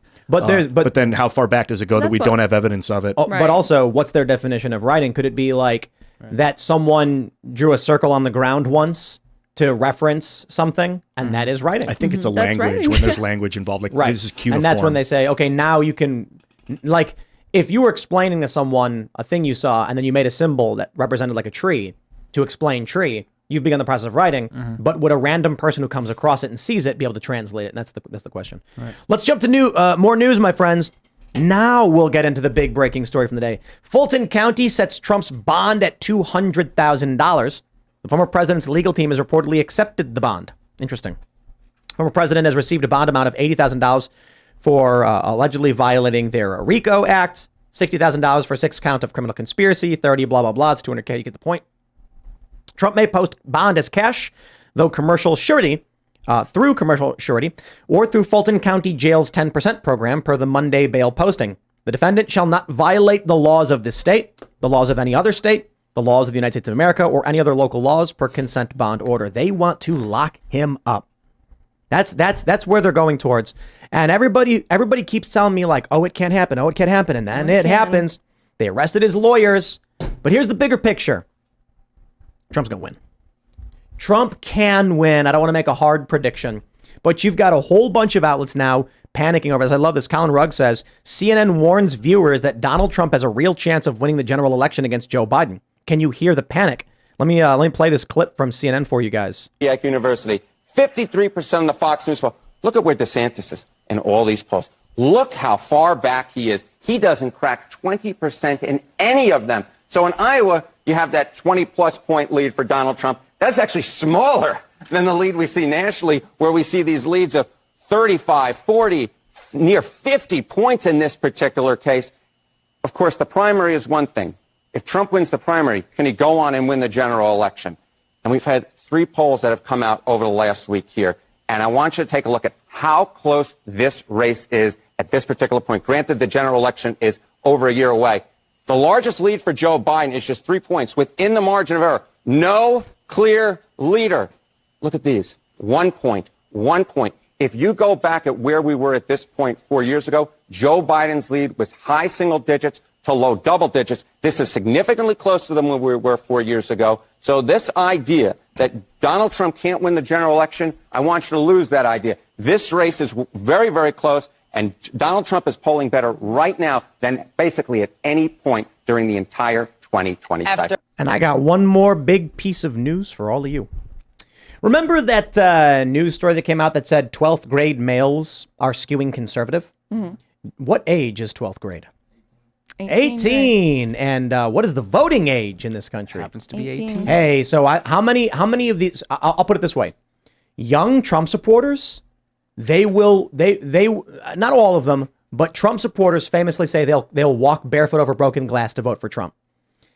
Young Democrats won't do that. Yeah. They'll tweet, they'll get likes, and then when it comes to actual voting, they'll be like, I don't actually care. I just wanted likes on social media. I think what you'll see here is Trump's going to get a decent enough boost that is being missed in the polls among young conservative men between the ages of 18 and 21. These polls from CNN are missing these individuals right now. They're not polling them. Yeah. Let's take into consideration the polling errors in the past, skewing towards Democrat. That means Trump's probably up 3 or 4 points. Then add in the young vote that they're probably discounting, which is probably going to vote for Trump. I think Trump's on track to win as of right now. We will see. There's a lot that can change. We are an eternity away in political time, but I definitely see a clear path for Trump to win this one. And this narrative that keeps coming out from the Never Trumpers who won't stop whinging, and it's so annoying that Trump can't win. I got to tell you, man, with all due respect to Bill Mitchell for coming on the culture war and debating, I had to unfollow him right away. I didn't follow him before, but I was like, he came here, he made his case. I agree with some of the points he made, but saying I'm going to follow him. And then after a couple hours, I was like, I have to unfollow him because it's the most vile and ignorant nonsense I've ever seen. You can make a really good point about DeSantis being younger and having tact and succeeding while admitting his campaign is not doing well and still make your argument why I think he'd probably be better in the general. Bill does not do that. So I'm just like, I can't. The anti-Trumper on the left are actually less vocal as it seems right now than the anti-Trump in the Republican Party. I think a lot of the there's still plenty in the establishment and the media. I think a lot of it has dissipated quite a bit. I observe a lot of rhetoric from, leftist circles, and a lot of them are kind of saying, I'm just not going to vote for Biden again. I held my nose and did it, and I'm just not going to do it. I think it might not necessarily be a huge shift of the youth towards in favor of Trump, but I think it's going to be a pull away from trying to support. It reminds me of that they can't stand. I can only remember this reference vaguely, but that Simpsons episode where Abe Simpson was trying to date that old lady, and then she was potentially going to date some other guy, and then in the end he was like, "Pick me. Who do you want?" She's like, "I don't want either of you," and he goes, "Good enough for me." And so I feel like there's a lot of Biden voters who are going to be like you said, I held my nose, I voted for Biden, but this time I don't want any of them. And the Trump base is going to be like, that works for us. Don't vote Democrat. That's what I'm saying. I think that will end up being a larger impact than they imagine. Although, not to go on to a totally different subject, but they do seem to be ramping up COVID just in time. I had never observed this for myself before. Again, I was little detached and ignorant for most of my life. And so I've always kind of heard that, it's election season, something's ramping up and it's turned out to be true. I think wild to observe until you start following politics regularly, you think, oh, they just say that. That's crazy. But it is a consistent pattern that something happens. And I'm not surprised that COVID is rearing its ugly head, strangely enough, right now. Here come the lockdowns. Here comes the mail-in voting. Here's all the stuff. Oh, yeah. Can we talk about that on here? We'll see if the lockdown stuff actually comes into full swing. There's a couple hospitals in upstate New York that have brought back the mask mandates. Portland apparently never got rid of all of their mask policies. Nobody cares, which is actually a good sign. I wonder how many places there are like that where all of it's still technically there and they just. But in some ways, do you think that would be a problem? Because when they decide it's bad, they'll say, oh, no, we have to enforce this. We never took it down. And so actually you're in violation. Here's a fine. Here's whatever. I don't think so. I feel like you do need to see it through. We should repeal all the mask stuff. It's good that we're ignoring it, but we should completely undo it. We need to find out where it is and advocate to, get it down. Yeah. I guess I couldn't come up with the word for it. Let me show you this tweet. Well, we have a little gap here. Michael Tracy tweeted, It's silly to declare as foreordained truth that Trump can't win when the official losing margin in 2020 was 42,918 votes in 3 states. Trump actually outperformed polls in 2020 to a greater extent than 2016, and Biden's support in 2024 is much likelier to shrink than grow. He's completely correct. This guy doesn't like Trump. Not a Trump supporter, but he's right. Trump barely won in 2016. Now, the Trump supporters like to say, no, it was an major electoral victory. He had tons of votes. No. It was something like 70,000. What was it, like 80,000 votes or something in 3 states? In 2020, he only lost by 42,918 in 3 states. Trump does not need to recover that many more votes. When you look at how bad Biden is doing, Afghanistan really screwed over Biden, freaked everybody out. And now where the economy is at, I'm not saying people are going to vote for Trump. They're going to be like, I voted for Biden. That was a mistake. I'm voting Trump. But if Trump gets the same 75 million votes, he wins. Yeah. They don't have the lockdowns anymore. And there's going to be a lot of apathetic voters who are like, I just don't care anymore. Yeah. And I think there are a lot of mainstream institutions that are aware of this. The other day when it was the anniversary of the Inflation Reduction Act, I felt like NPR talked about nothing but, because they're trying so desperately to say this has been a good presidency, good things have happened, we've passed great policies, please stop questioning us, please stop doubting us. And it's just not there. If you have to have a full-fledged radio campaign all day long, then obviously I don't think it's speaking for itself. Right. I was about to say something. So No, go ahead. No, it speaks for itself, though. If you have to sit there and be like, no, look, it should just be pretty apparent. You know, when I was making more money than I ever had in my life, and then Trump did his like tax cuts where it affected my bottom line, you know, I noticed that immediately. It was great. That was the only thing. I had friends who identify as like, you know, very left liberal be like, well, I guess this is good. I got this extra money from Trump. So, and then they never talked about it again. And you love how they personified it as, you know, it was a cut for like millionaires and billionaires. Like, no, that was something for everyone, but they just got more of their own money to take home. And I was at the point in time I still had TDS, so that was kind of. Can I ask who you voted for in 2020? Did you vote for Biden? Oh, in 2020, no, I voted for Trump. Oh, okay. So in 2016, I voted for Bernie in the primary, and then I voted for nobody. Oh yeah. Because that's interesting. I think there will be a lot of people who just will be like, I can't vote for Trump, but I don't want to vote for Biden. I'm staying home. Well, I think that's going to happen quite a bit here. And I think that at the end of the day, for the most part, people are going to vote for whoever is the Republican nominee. But I think on the left, you're going to see more people deviating to a third party candidate. So right. I think something we can work with that. Yes, definitely. I think something that gives me pause, at least lately, we've had James Klug on the show before, and he works with Lisa Reynolds right now. He has been interviewing people on the Santa Monica Boardwalk. And the attitude in 2020 was very much anti-Trump. The attitude in 2020 is very much anti-Joe Biden, generally speaking. Not as much like, oh, I'm going to go and vote to get back at Trump, but like I can't do this anymore. Like this is cutting into my bottom line. It's cutting into my life. You know, my business will shut down, and I'm not going to vote for this. It's been to the point where people are like openly saying like, yeah, I'm going to vote for Trump on the Santa Monica Boardwalk. Like that didn't used to be a thing. It is now. So I feel like you're right. Like a lot of people are just kind of they don't have like that drive. They've been at home. They've been working, and so they don't have the drive to go and vote. You know, and actually go and do that like they did in 2020 when that was just like all you could think about, you know. So I think just to be my own 2 cents, I think we will be able to do a lot better just because people are not driven to go and vote right now. I think that people really were paying attention a lot more to the mainstream media in 2020, which they were able to capitalize on too, because COVID, you know, everyone, they were putting up death tolls like football scores, and people were absolutely captivated by that. They could not look away, and they were locked in their homes in a lot of instances. So they became like, I mean, we saw the absolute insanity surrounding not Chris Cuomo, Governor Cuomo, and you know, I'm a Cuomo-sexual. People were just absolutely, but they were going absolutely insane. Now that you've said that, yeah, they can clip it. And they will put it on the internet for you. Oh, well, great. Well, that's why it's always, you got to be careful when you're quoting. Oh, no, I mean, I've been through worse. It'll be all right. But people absolutely were losing their minds and talking about how they had, you know, crushes on Anderson Cooper and Governor Cuomo, and because everyone was just in their Q-tips. four walls. Remember the Q-tips? Oh, yeah. Oh, my God, the swab Cuomo thing. brothers with the giant Q-tips. And then my favorite was when the nurses were dancing on the graves of the COVID dead. Remember that? Oh, yeah. Mine was when Andrew Cuomo did a bunch of press conferences and he wore a polo and you could see his nipple piercings. That was such a fun COVID moment. Jeez. What a crazy time we all lived through. Are you serious? Yes, look it up. There are screenshots. Wow. I'm not going to do that, but the corporate press got really mad at me when I said the nurses were dancing on the graves of the COVID dead. I remember that. Because I think that strikes straight through. It was an arrow right through their chainmail. It just ripped right through. It found that point of entry. Right in, but it's that meme of the knight with the thin, you know, he's got the thin strip in his helmet and the arrow right into it. Because they're claiming, oh, so many people are dying. It's a tragedy. And these nurses are just trying to have fun. And I'm like, yeah, you see the one where the nurses were carrying the fake dead body and dancing? Yeah. They're dancing they on graves. And they're like, no, they're not.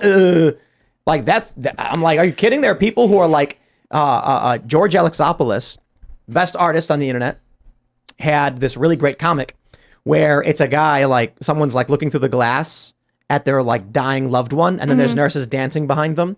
And then he compares it to other situations where it's like people in war, like soldiers are dancing and filming themselves as they blow people up and stuff like that. I mean, we've seen that in Ukraine.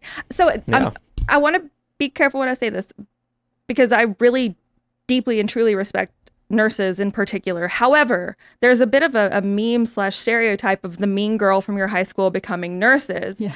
And there are plenty of news stories. One recently, and I can't remember the name or anything about it, but it was a nurse who she had been responsible for the deaths of 7 babies. Oh, this is Letby in the UK. I just wrote about this today. Right. And there's this, you can play God in some of their minds. You know, you hold the kind of Lucy Letby. 7 babies. What did she do that killed the babies? She injected air into their bloodstreams, or she overfed them, or there's all kinds of stuff. She was dark. accused. And why? It's impossible to tell. The prosecution presented all these. What you're saying? There's a level of attention that comes with losing a baby that she it seemed to have like this pathological addiction to. Wait, she was killing her own babies? No, she was a other people's neonatal babies. nurse, and so it's babies that are already at high risk. They're already medically fragile. You know, there was I think 3 sets of twins, because twins are often born early. 1 set of triplets that were involved in this. Total is 17 children. She was ultimately convicted of murdering 7 and attempted murder of 6 more. It's just awful. And you know, the prosecution and the defense, or prosecution during trial, presented this. Maybe she wanted to play God. Maybe there was a doctor that it seems like maybe she had some emotional connection to, and that when they'd be like, "Oh, I'm treating a baby that I'm caring for just died," he would maybe pay more attention. That's so psychotic. You know, it just makes no sense at all. There's real darkness in the world, and the judge, you know, There's a lot of statement. like Dr. Kevorkian, like there's a lot of like psychos in medicine, and you have to really think about those kind of things. I'm not like against the death penalty wholly, and I would support it for someone that murders children. Yeah, especially I would hope you would. children she's supposed to be caring for. That's like the creepiest thing. Now hold on there a minute. I would be in favor of a death sentence for a wide variety of very serious offenses. People who kill kids, people who exploit and traffic kids, child traffickers, like all the ones you saw in Sound of Freedom, death penalty. My only problem with it as procedurally is I don't trust Kamala Harris, right, to be honest, when she tells me that I should agree with putting someone to death. Right. Yeah. Like, if there was, it's really tough. I won't support the system.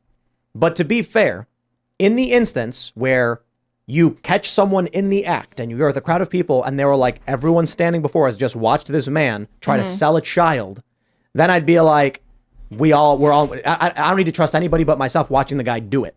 right. And then the guy says, I did it and I'll do it again if you let me go. I'd be like, okay, well, that's a different story. My only concern is the instances where the person's desperately begging, I didn't do this, you have the wrong guy. And it's a Kamala Harris type being like, I don't care. And I'm like, ugh. Yeah. It's really hard. I mean, Yeah. I think the death penalty is extremely serious. This case was in the UK, so Lucy Letby got sentenced to, I think I call it full life. Like she'll spend full term. a full term. He'll spend a complete life in prison for each one of the counts she was convicted for murder for. But you know, so some of the children did survive these attempted killings, and they are severe. Some of them are severely disabled. You know, they're 6 or 8 years old because these happened between 2015 and 2016. There are times that, you know, I would not want to be on that jury because it's so awful, and I don't know that the death penalty was actually on the table because it happened in the UK. Yeah. I don't think it was.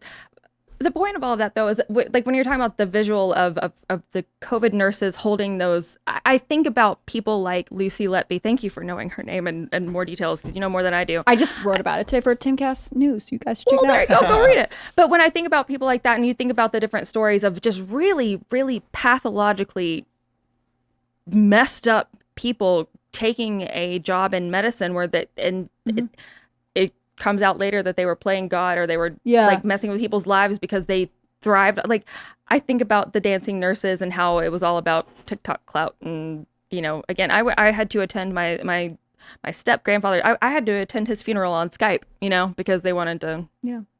And I had friends who were not allowed to be with their dying parents No. until the very last moment when it was over. And you think, what would it That's- have been like if you were allowed to have loved ones by your side? It makes, when you're- nothing really- makes me, I don't get angry about a lot, but that makes me very angry.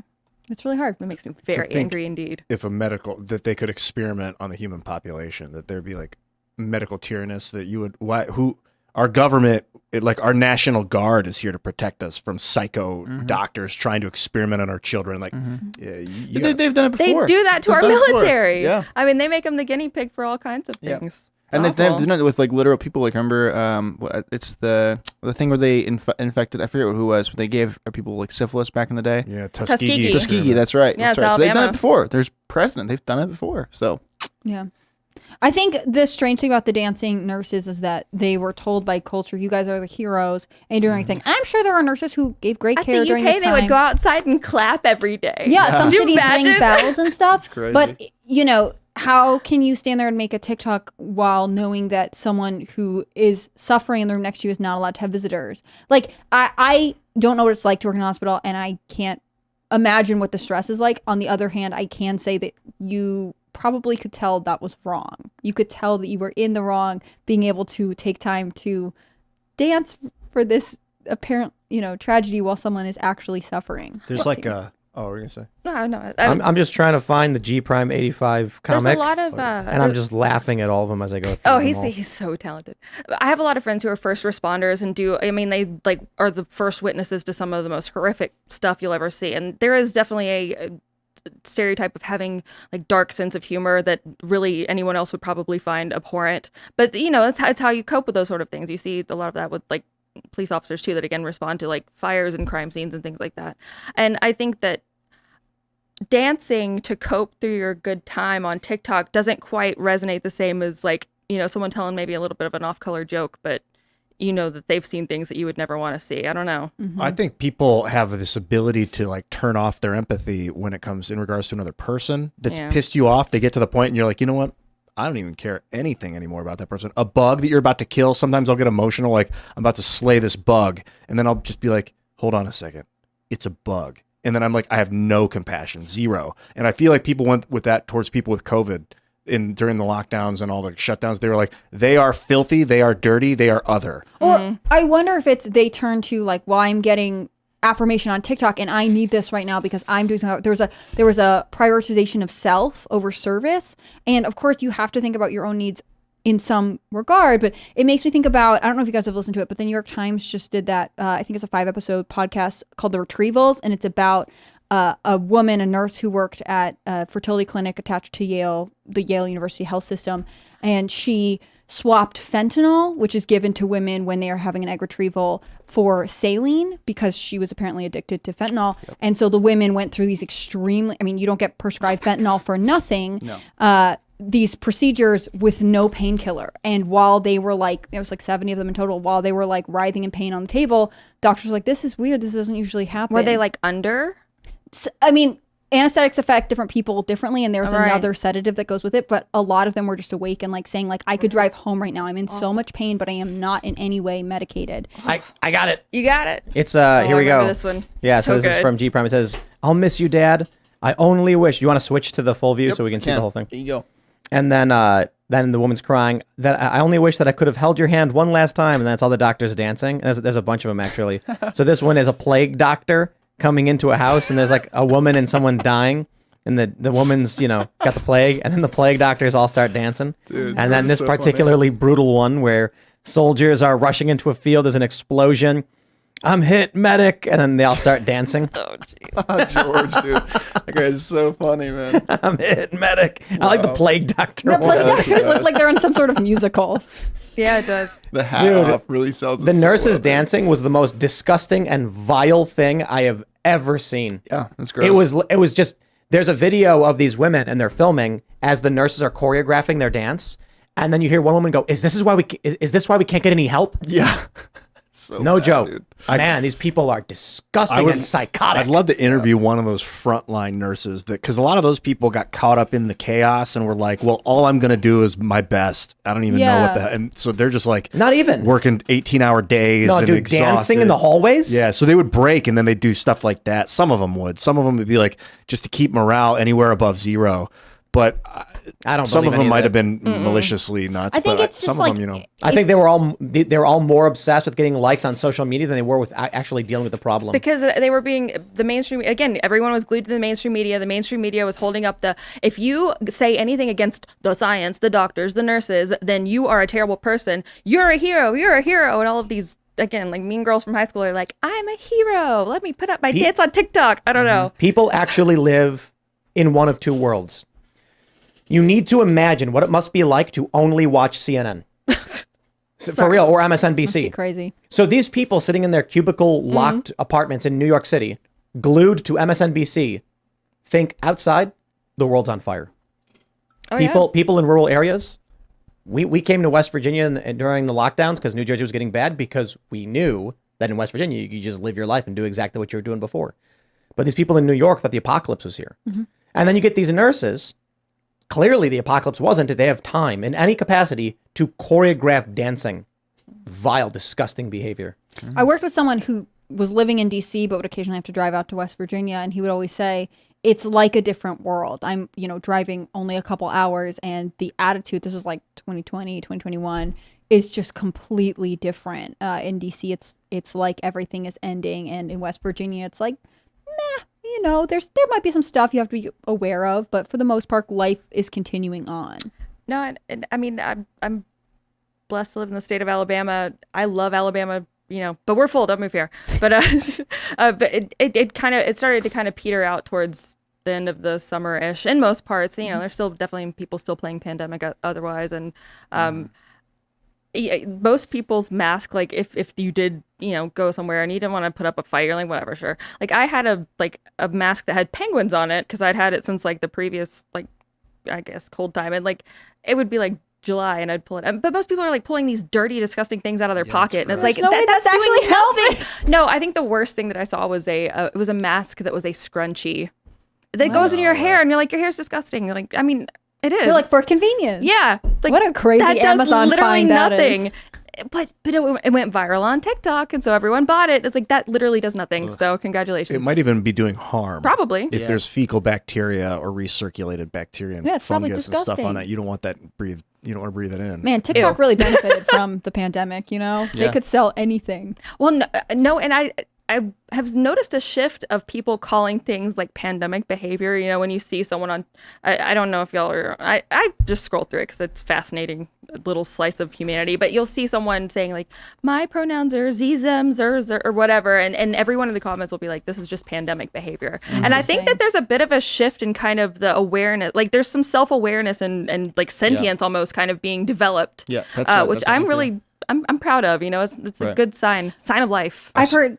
Sorry. I sensed a 1-2 punch of awakening during COVID. One was the COVID itself, where you're like, oh, okay, everyone's going to die. Okay, I'll shut down everything about my life. Oh, everyone's not going to die. Okay, then what the fuck did we just do Then that why for? can't I reopen? And then the other thing is Epstein. When it came out that Epstein was actually running kids, like that just shocked people to awareness Yeah. of how much things have been pulled over our eyes. It has become so Crazy because he was a convicted child predator at that point. Yeah, even before, that's the thing people don't realize. Who's already had the charge in like And all of 2006. these high-profile people were still hanging out. Got a with him. sweetheart deal. And they were like open because of COVID. People's ears had been open to what was going on in schools, and then the Epstein crap came out. I mean, that was around the same time. Was that before COVID? Shortly before COVID? I thought it was like a year before, during, Right before. after? Right Like before, right before. correct. 2019. But I believe. it just everybody was ready to really let that ruminate Oh, that's what right. that means. That's right. He was Delayed.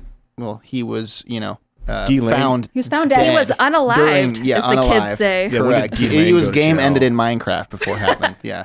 We're going to go to Super Chats, so if you haven't already, would you kindly smash that like button, subscribe to this channel, share the show with your friends, and head over to timcast.com, click Join Us, become a member, and then you can hang out in our members-only uncensored show, which will be up at about 10 p.m., so in about a half an hour. And if you've been a member for at least 6 months, or if you sign up right now at the $25 per month level, you can submit questions, and potentially be one of our callers. We do about 4 or 5 every night. Not everybody gets a chance to call in. We try to find the most meaningful, and we try to give everybody a chance, but it's not always the easiest. But you could potentially be one of our colors, and it's one of the most fun parts of the night. So join us. Let's read. Marcus Bishop says, hello from Maine. I hope your trip wasn't too bad here. As soon as you leave the Portland area, you see less of the mask and lefty stuff and more of the Trump freedom stuff. I had so much lobster, and I have never had lobster that good. Yeah. It is the lobster capital of America. It's you could eat it forever. Did you bring that crab back from Maine? No, the crab was is Maryland crab dip. Oh. Yeah, see, we're in crab country in Maryland. That's no big deal. You get some of the best crab ever out here. It's the best. But lobster up in Maine? Dude. Wow. What'd you guys do in Maine? Ate a lot of raw oysters and lobster. Nice. Just hang out by the water? Yeah. We went on a boat. We rode a boat around. That was pretty fun. And we ate lobster rolls. And then we had raw oysters and lobsters. And I went to the local casino. Nice. That's what we do. It's like throughout the day, it's like we get breakfast at a hot spot and, a nice little spot in Portland. Then we go on a boat and we ride around. Then we eat a bunch of lobster. And then everyone's like, okay, we're tired. Got to put the kids to bed. And then, for the last hour or two, we went and played at the casino, and I got to experience their insane COVID rules, which give the player a massive edge and allow you to win ridiculous sums of money. The poker casino games were always full. And I'm assuming it's because all the players realize, your edge is massive when you can see all the cards. Mm-hmm. And the more players playing, the bigger your advantage gets. And they just keep playing the game. I don't know. It's crazy. I guess they make money on slots, so they didn't care. But then the next day, we just went to downtown Portland, walked around, and I was very concerned about eating about a dozen raw oysters and then ice cream and then getting on a plane. Be all right. But everything was okay. Nice. Everything was fine. Nice. So it was really cool, though. The raw oysters, they're all different places, different sizes, different kinds. I've never been big on oysters, but you put like horseradish cocktail and vinegar on it and lemon juice. Yeah, it was really, really great. Probably the healthiest I've eaten in a long time, to be honest. Nice. Sounds good. Chilled lobster with drawn butter. Hey. So good. When they're good, they're good. When they're bad, they're terrible. Like, it's the worst thing you've ever had. I had one bad one, and it was only bad because it had shell bits stuck in it. Right. It's not too bad. I'm chewing and it's crunching, and then I'm like, okay, I can't eat this, and then I can't figure out. It's just everywhere. The whole thing was covered in, so I just spit the whole thing out. Sand and stuff. It's bits of the shell again, and like I can't eat it. It's a Every sensory once in a while, nightmare. those oysters will have a little stone in them, so be careful when you bite down. Yeah, everyone's Go slow, suss it out with your tongue, get all the stones. Because what'll happen is an oyster will have a tiny little stone in the very center of its stomach sometimes, and they'll digest it. Have a lot of zinc, right? They're supposed to be good for you so, because they give you a lot of zinc. Yeah, it's funny that he mentions, though, what the super chatter said about how you leave Portland and then there's a bunch of Trump signs and everything out there. That's exactly like Portland on the other side of the country. So, interesting fact. Yeah. Well, like They a lot of mirror each other. states. All Not right. from the big Maine. cities. Dynamite Chick said, Antifa set 2 cop cars on fire and vandalized a councilman's car in Asheville, North Carolina. Please look into the story. Who cares about a sign? We have war. We did. I don't know. I didn't see. They didn't say anything about Antifa, but maybe you know because you're down there. Old EOD guy says, first ever super chat for first cup of Sleepy Joe. Delicious. Oh, yeah. I got to be honest with you guys. I will be 100% completely honest. The French roast from Cask Brew it's okay. You know what I mean? Like, I'm not going to sit here and say it's good unless it's good. I like the French roast. I would say that if I'm going to go out, like, I like the French roast better than most French roasts I've ever gotten. But it's fair. I would just consider it to be average. It's like, oh, it's a French roast. But Appalachian Nights, that's a blend we put together. And Rise with Roberto Jr., those are my favorites.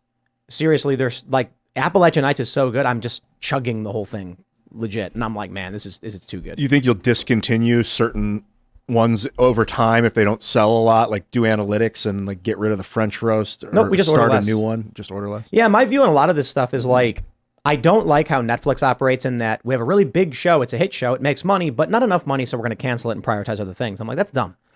If we're selling 100 bags of, say, the French roast every month, then we'll just reduce our orders to 100 bags per month because the people who like it can still buy it. It's no big deal for us. We want to get them what they need. We'll just reduce in that area. Mm-hmm. And then where the demand is, we'll give more. So I will say this. Roberto Jr. passed away abruptly. Unfortunately, he died suddenly of a heart attack. Literally, Roberto Jr. died suddenly of a heart attack. I don't know what happened. And the current bags that we have a few thousand of them left. They're actually selling rapidly because of this. We print batches of bags in about 5,000 per order, but we only brew the coffee in a few hundred per order. I think it's a few hundred. And we do that consistently, so there's always fresh in rotation. Once these printed bags are gone, they will never exist again. The new bags will have a in loving memory of Roberto Jr. on the back of them. It'll be effectively the same thing, but if you want the original bag from when Roberto Jr. was our star celebrity and he was alive, you got to buy it now before they run out. We're doing a special Halloween blend called Re-Rise with Roberto Jr. that's got a chicken leg coming out of the ground. And we're only going to be doing 500 of these. And it's I think it's a medium roast. I'm not entirely sure. But I'm really excited for, I think we talked with Alex Stein about doing the primetime, Alex Stein 99 primetime grind. And I think it's going to be 2 times the caffeine. That's awesome. That'll be so fun. I don't know. Double. And then Seamus is working on the art for the Seamus blend. Really excited for all this. Let's grab some more super chats. Where are we at? Matthew Hammond says, Lauren is the best. We should all remember that black pills are suppositories. Thanks, is that a reference from you? No, no, but I do kind of think that I talk a lot about black pilling on the show and just say, it's drinking poison and expecting other people to die. Mm-hmm. It poisons the minds of other people around you. Like it does not, if you're wanting to vent, if you're wanting to, have a moment, fine. But if that's what all you're doing constantly, you will bring those things into fruition. So I have it's not like a no black pilling allowed thing, but be constructive with what you're saying or get out. Probably with one of my issues with venting in text, because if you vent with your words, it's done. If you vent on Twitter, it's there forever for people to go read next week and go relive your trauma from last week that's out of your system. So don't vent with text, vent with your words. All right. Alan Childers says, can I get a shout out for the birth of my son, Joseph Daniel, born 6:45 tonight? Mom and baby are doing great. I'm going to have to get him a beanie now. Shout out, Joseph Daniel. Welcome to Earth. Look at that kid coming in before IRL, so his dad didn't miss the live show. How respectful. I know. It's just very I should have. Maybe there's a chance to vent in text alone in your journal. Just don't put your text vent online. Do me that favor, not you personally. No, I do that Anyone all the time. Listening, yeah. Thomas, happy birthday, baby. Yeah. Thomas Ruff says, lost my dog to cancer on Friday. Please give a shout out to Rufus Xavier, my beloved best friend of 14 years. Rufus! What a name. This is an emotional roller coaster. Yeah, really. We're up, we're down. I'm having a hard time, guys. Dude, Rufus. Sorry to hear it, good Sir Thomas. Rufus Xavier is chasing cars up in heaven. Weird Nug says 30,500 acre wildfire in Oregon, 881 personnel on site. Please keep them in your prayers. Wow, it is an emotional roller coaster. Yeah. What a crazy day. One of my buddies from Boise from back in the day is out there right now. Fighting fires? Yes, sir. Wow. Hidden Mission says, are you going to talk about the House Oversight Committee Robert L. Peters Joe Biden pseudonymous? Is that how you say that? Pseudonymous emails the Daily Wire is covering. Perhaps I'll cover it tomorrow morning. Pseudonymous. It's interesting stuff. Pseudonym. That one gamer says, I was the one who recommended inspiring philosophy for the culture war on the after show a while back. I was thinking maybe he can have a conversation with Ian. Easy to reach on X. What do you say, Ian? It is about time for me to do another culture war. Religion one. Let's make it a good one. We need to find some good religious debaters. Mm-hmm. Maybe Bill Maher. Because of the writer's strike, real time's not on air, right? Can we get Bill Maher to come in and talk religion? That'd be awesome. Yeah. That'd be really cool. interesting. I just watched about half of him and Vivek Ramaswamy go at it on Club Random. Cool stuff. I wish I'd been there. Me too. It's got a real friendly vibe.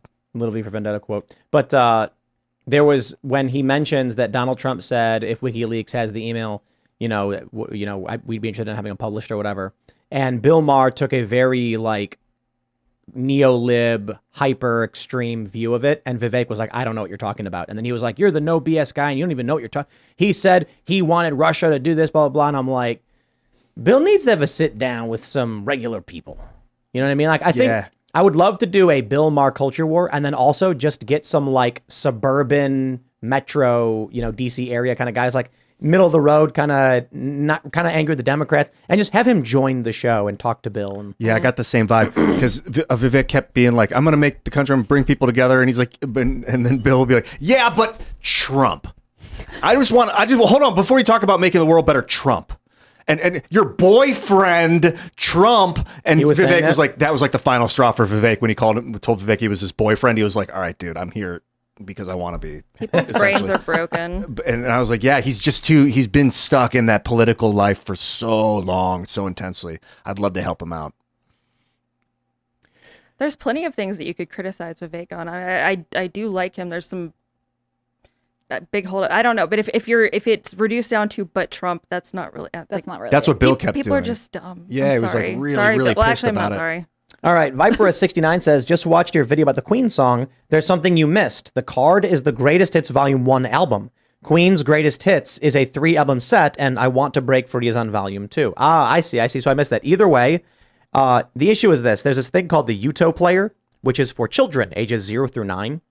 Well, they have a 9+ section, but it's like 0 through 2, 2 to 4, 6 to 8 or whatever. And for the Queen card, it's little memory cards you put in and it plays it. They removed the song Fat Bottomed Girls. And it generated some controversy where everyone's like, oh, they removed the song from the album. It's wokeness. It's millennials. And I'm like, dude, it's a kid's thing. But I got to be honest. I don't know if Bohemian Rhapsody is appropriate for 2-year-olds or 5-year-olds either. On the website, it says 6 to 14. And I'm like, I get having like a 6-year-old and wanting to sing Bohemian Rhapsody. But I also think people should consider you're driving in your car with your 6-year-old going, Mama just killed a man, put a gun against his head, pulled my trigger. Now, I don't know if you want to be singing that in front of your kid, right? Yeah. I mean, it's one of the greatest songs ever, if not the greatest. And it's like one of the best things to sing. But I understand why they took Fat Bottomed Girls off of they're like, we don't want kids listening to Fat Bottomed Girls. What a great song. It's a similar thing. This You Make the Rockin' World Go Round. That song's so good. I to be fair though, I do think Fat-Bottomed Fat Bottomed Girls is sillier and funnier for kids than I put a gun against his head and pulled the trigger and now I'm gonna go away for a long time. I gotta face the truth. Like, I think Bohemian Rhapsody may be one of the best songs ever written. And it was it didn't exist in the 80s. I grew born in 79. Yeah. And then it like never got radio play in the 80s, never got radio play in the 90s. That's because and then Wayne's World came out and put it in the movie and then it exploded and became a worldwide hit like in the 90s. It was big early initially. The first record labels, if you watch the Queen movie, whatever, they talk about it, but they didn't want to put it out because they're like, why are we putting out an orchestral song that's this long? Like there's no way there's people going to like this. And people love that song. I'm pretty sure the song came out in 1975 as well. Yes. Yeah, 1975. Yeah. I didn't even know it existed till Wayne's World. It was Right. No way. It was, Seriously? Yeah. it was huge massive. in the 70s. Massive. It got like zero play in the 80s and 90s. The radios were basically forced to play this, essentially 6-minute song they didn't want to play because it was so big. Yeah, right. Yep. But it's an example of how a song can come out and 20 years later become a #1 hit. Shout out Wayne's World. Let's grab some more super chats. T Wood says Portland isn't anything like the rest of Maine. Down East Maine voted Republican in 2020 and politically removed from Portland. Oh yeah, for sure. Gravity says Portland, Maine is the blue in a red state. They may be broken, but the blue infested a lot. Don't be violent, people. Absolutely don't be violent. I think Maine's great. I think I talk about it all the time, but I think Maine's wonderful. You spend much time up there? I've gone a couple different times. I just find like coastal Maine and the architecture there. It's just gorgeous. I think it's an underrated state, but I also grew up in New England, so it sort of feels more like home to me. I love Maine. I went up there with Bill Ottman. His family has a little property up there, like a little, like 4 houses and like this little guest community thing. We stayed up there for a few days, right on the Canadian border. Man, it's so nice. Gorgeous, You yeah. see Canada. Noob431 says, had to put my 19-year-old cat Butters down this morning. Oh, He Butters. loved watching Chicken City, so that was the last thing he got to watch as he waited for the vet. He was the best cat. Thanks for the stream, guys. Sorry to hear. Oh my gosh. Sorry to hear. Butters. We lost it. Chicken City lost its best fan today. Oh, that's 19 so years sad. is such a testament to how well you took care of your cat, though. That's Yeah. so true. Like that's a long that's life. a long for a cat. life. Well, Bocus has been alive a lot longer than he's supposed to be. How old is he? He is going on 5. I think he's just over 5 now. And the doctor said he had a couple weeks to live in December. Good So job, he's Focus. he's got a heart defect and he's got kidney problems because he was a street cat who was malnourished, presumably. And so the kidney medicine is bad for the heart and the heart medicine is bad for the kidneys. We could give him dialysis for the kidneys, but his heart can't handle it. So we're just basically struggling to maintain balance. And his blood levels are getting out of whack because his kidneys don't work that well, but we're giving him hormones to stimulate red blood cell growth. So we may have to do, like once the blood levels, like nitrogen or whatever, gets too high, like do a blood transfusion, which could kill him because his heart is no good, but we can't leave his blood in a bad state. I'll just say, He's very happy.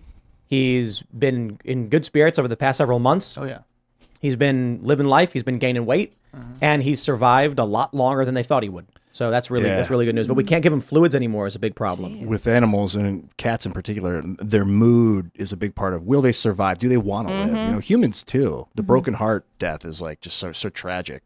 Steve Houseworth says, as a fellow Chicago area guy, you think you'd ever have Mancow on IRL or Culture War? He became a huge free speech advocate, even was in the Illinois governor race. Yeah, that'd be really cool. Never even considered having Mancow on. We should definitely. It's funny because I feel like he's a Chicago guy. Do you guys know Mancow? No. I think they syndicated him in Ohio. He's like I don't know what this is. huge in Chicago. He's I don't a know if he radio still guy? is. It's like Howard Stern, but in Chicago. Oh, okay. And it's funny. He's got billboards everywhere. I remember my friends telling me that on the morning of 9/11, they were on their way to school, high school, and Mancow is this like shock jock morning show. And then he's like, ladies and gentlemen, this is not a joke. A plane has crashed into the World Trade Center. And then they all start laughing in the car. Like, that Mancow is so ridiculous with his ridiculous show. And then he's like, this is not a joke. This is serious. Another plane's crashed. And they're all laughing in the car. Like, this guy's out of his mind. They have to like bring in a producer to be like, no, he's not joking. No, they went into school and they walked in and they said, everyone, call your parents. You're going home. Yeah. That's crazy. I guess in That's- Chicago they would send everyone home. Some places did, some places didn't. No, Some I schools feel like major brought- cities probably did. Yeah. Yeah, some schools we brought in stuck it out. TVs and turned the news on and just made everybody watch. They That's what we sent. did. I think in kindergarten when it happened, and we all got sent home. But I grew up like 2 hours outside of New York, so there was like lots of panic all around, and people's parents commute in and stuff like that. I wasn't in school, I was in New so York. I was at home sleeping.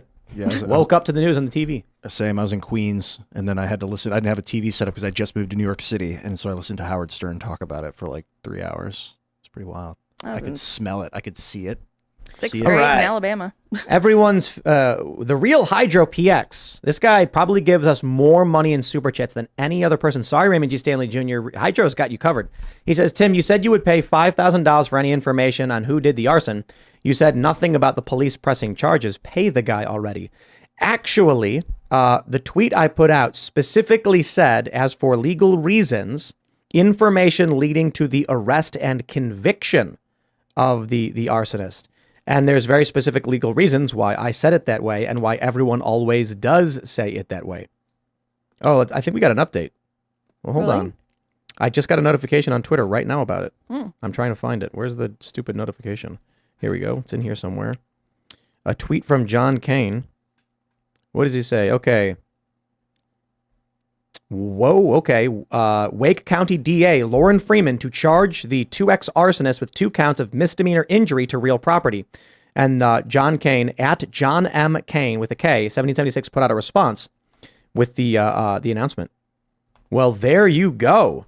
And so there's a reason why I said information that leads to the arrest and conviction, because, and I'll leave it at that. There's a legal reason for putting that out as such. And additionally, I said earlier, Hydro, if you paid attention, that I believe the evidence was so overwhelming that it constitutes an immediate payout of the reward. And I am conferring with legal to properly pay this reward to the individual who provided said information. Considering, I don't know what the fake outrage over the reward is, like considering I'm putting $20,000 into a local DIY skate contest, pretty sure it's not going to be a big deal to make sure the guy who's helping bring an arsonist to justice gets paid. It's just like the news just broke today and I'm contacting my lawyer to properly have the funds transferred, because I don't know how it works with rewards for criminal actions and things like that. But yeah, there you go. What do we got? Let's grab some more super chats. All right.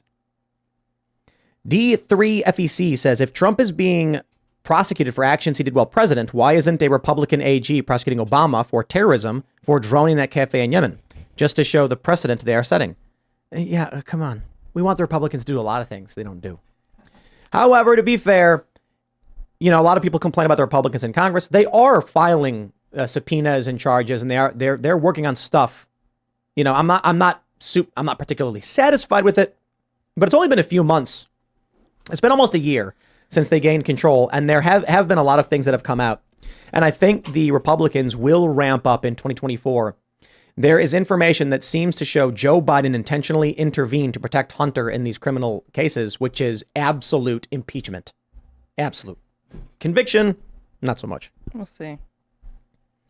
Where are we at with these super chats?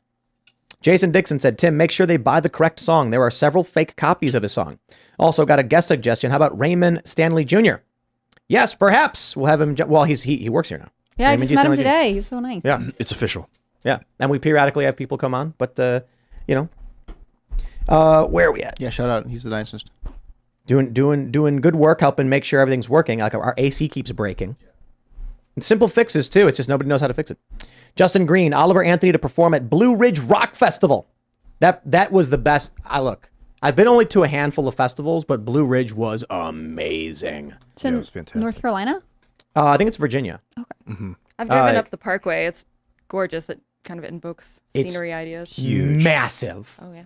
Massive. Yeah. And it was super fun. We got to hang out with Ed Alita's Way. That was really cool. Those guys were awesome. Seeing them play live, that was amazing. Those guys can perform. Yeah, dude, Rick's a It's genius. sold out. He's so great. It's sold We out. have Yeah. a song. I did a song with Adelita's Way that'll be being released in the next couple months. We'll let you know more as the date arises. And it looks like Blue Ridge is sold out. Yep. Blue Ridge Rock Festival 2023 sold out. We went last year, right? Yeah. Man, that was so much fun. Really great. We got Walking lucky, around though, at like- night in the mud. We are lucky in that we were gifted industry passes. Very, very lucky. Because we're good friends with a rock star who happens to come on the show periodically. Yeah, And the Jesus. well, I was talking about Phil. Oh, I said meant Rick. Phil, Rick the all that Jesus. remains performed. Yeah, that's the other thing we're talking about Yeah. doing too. Hopefully we can have it.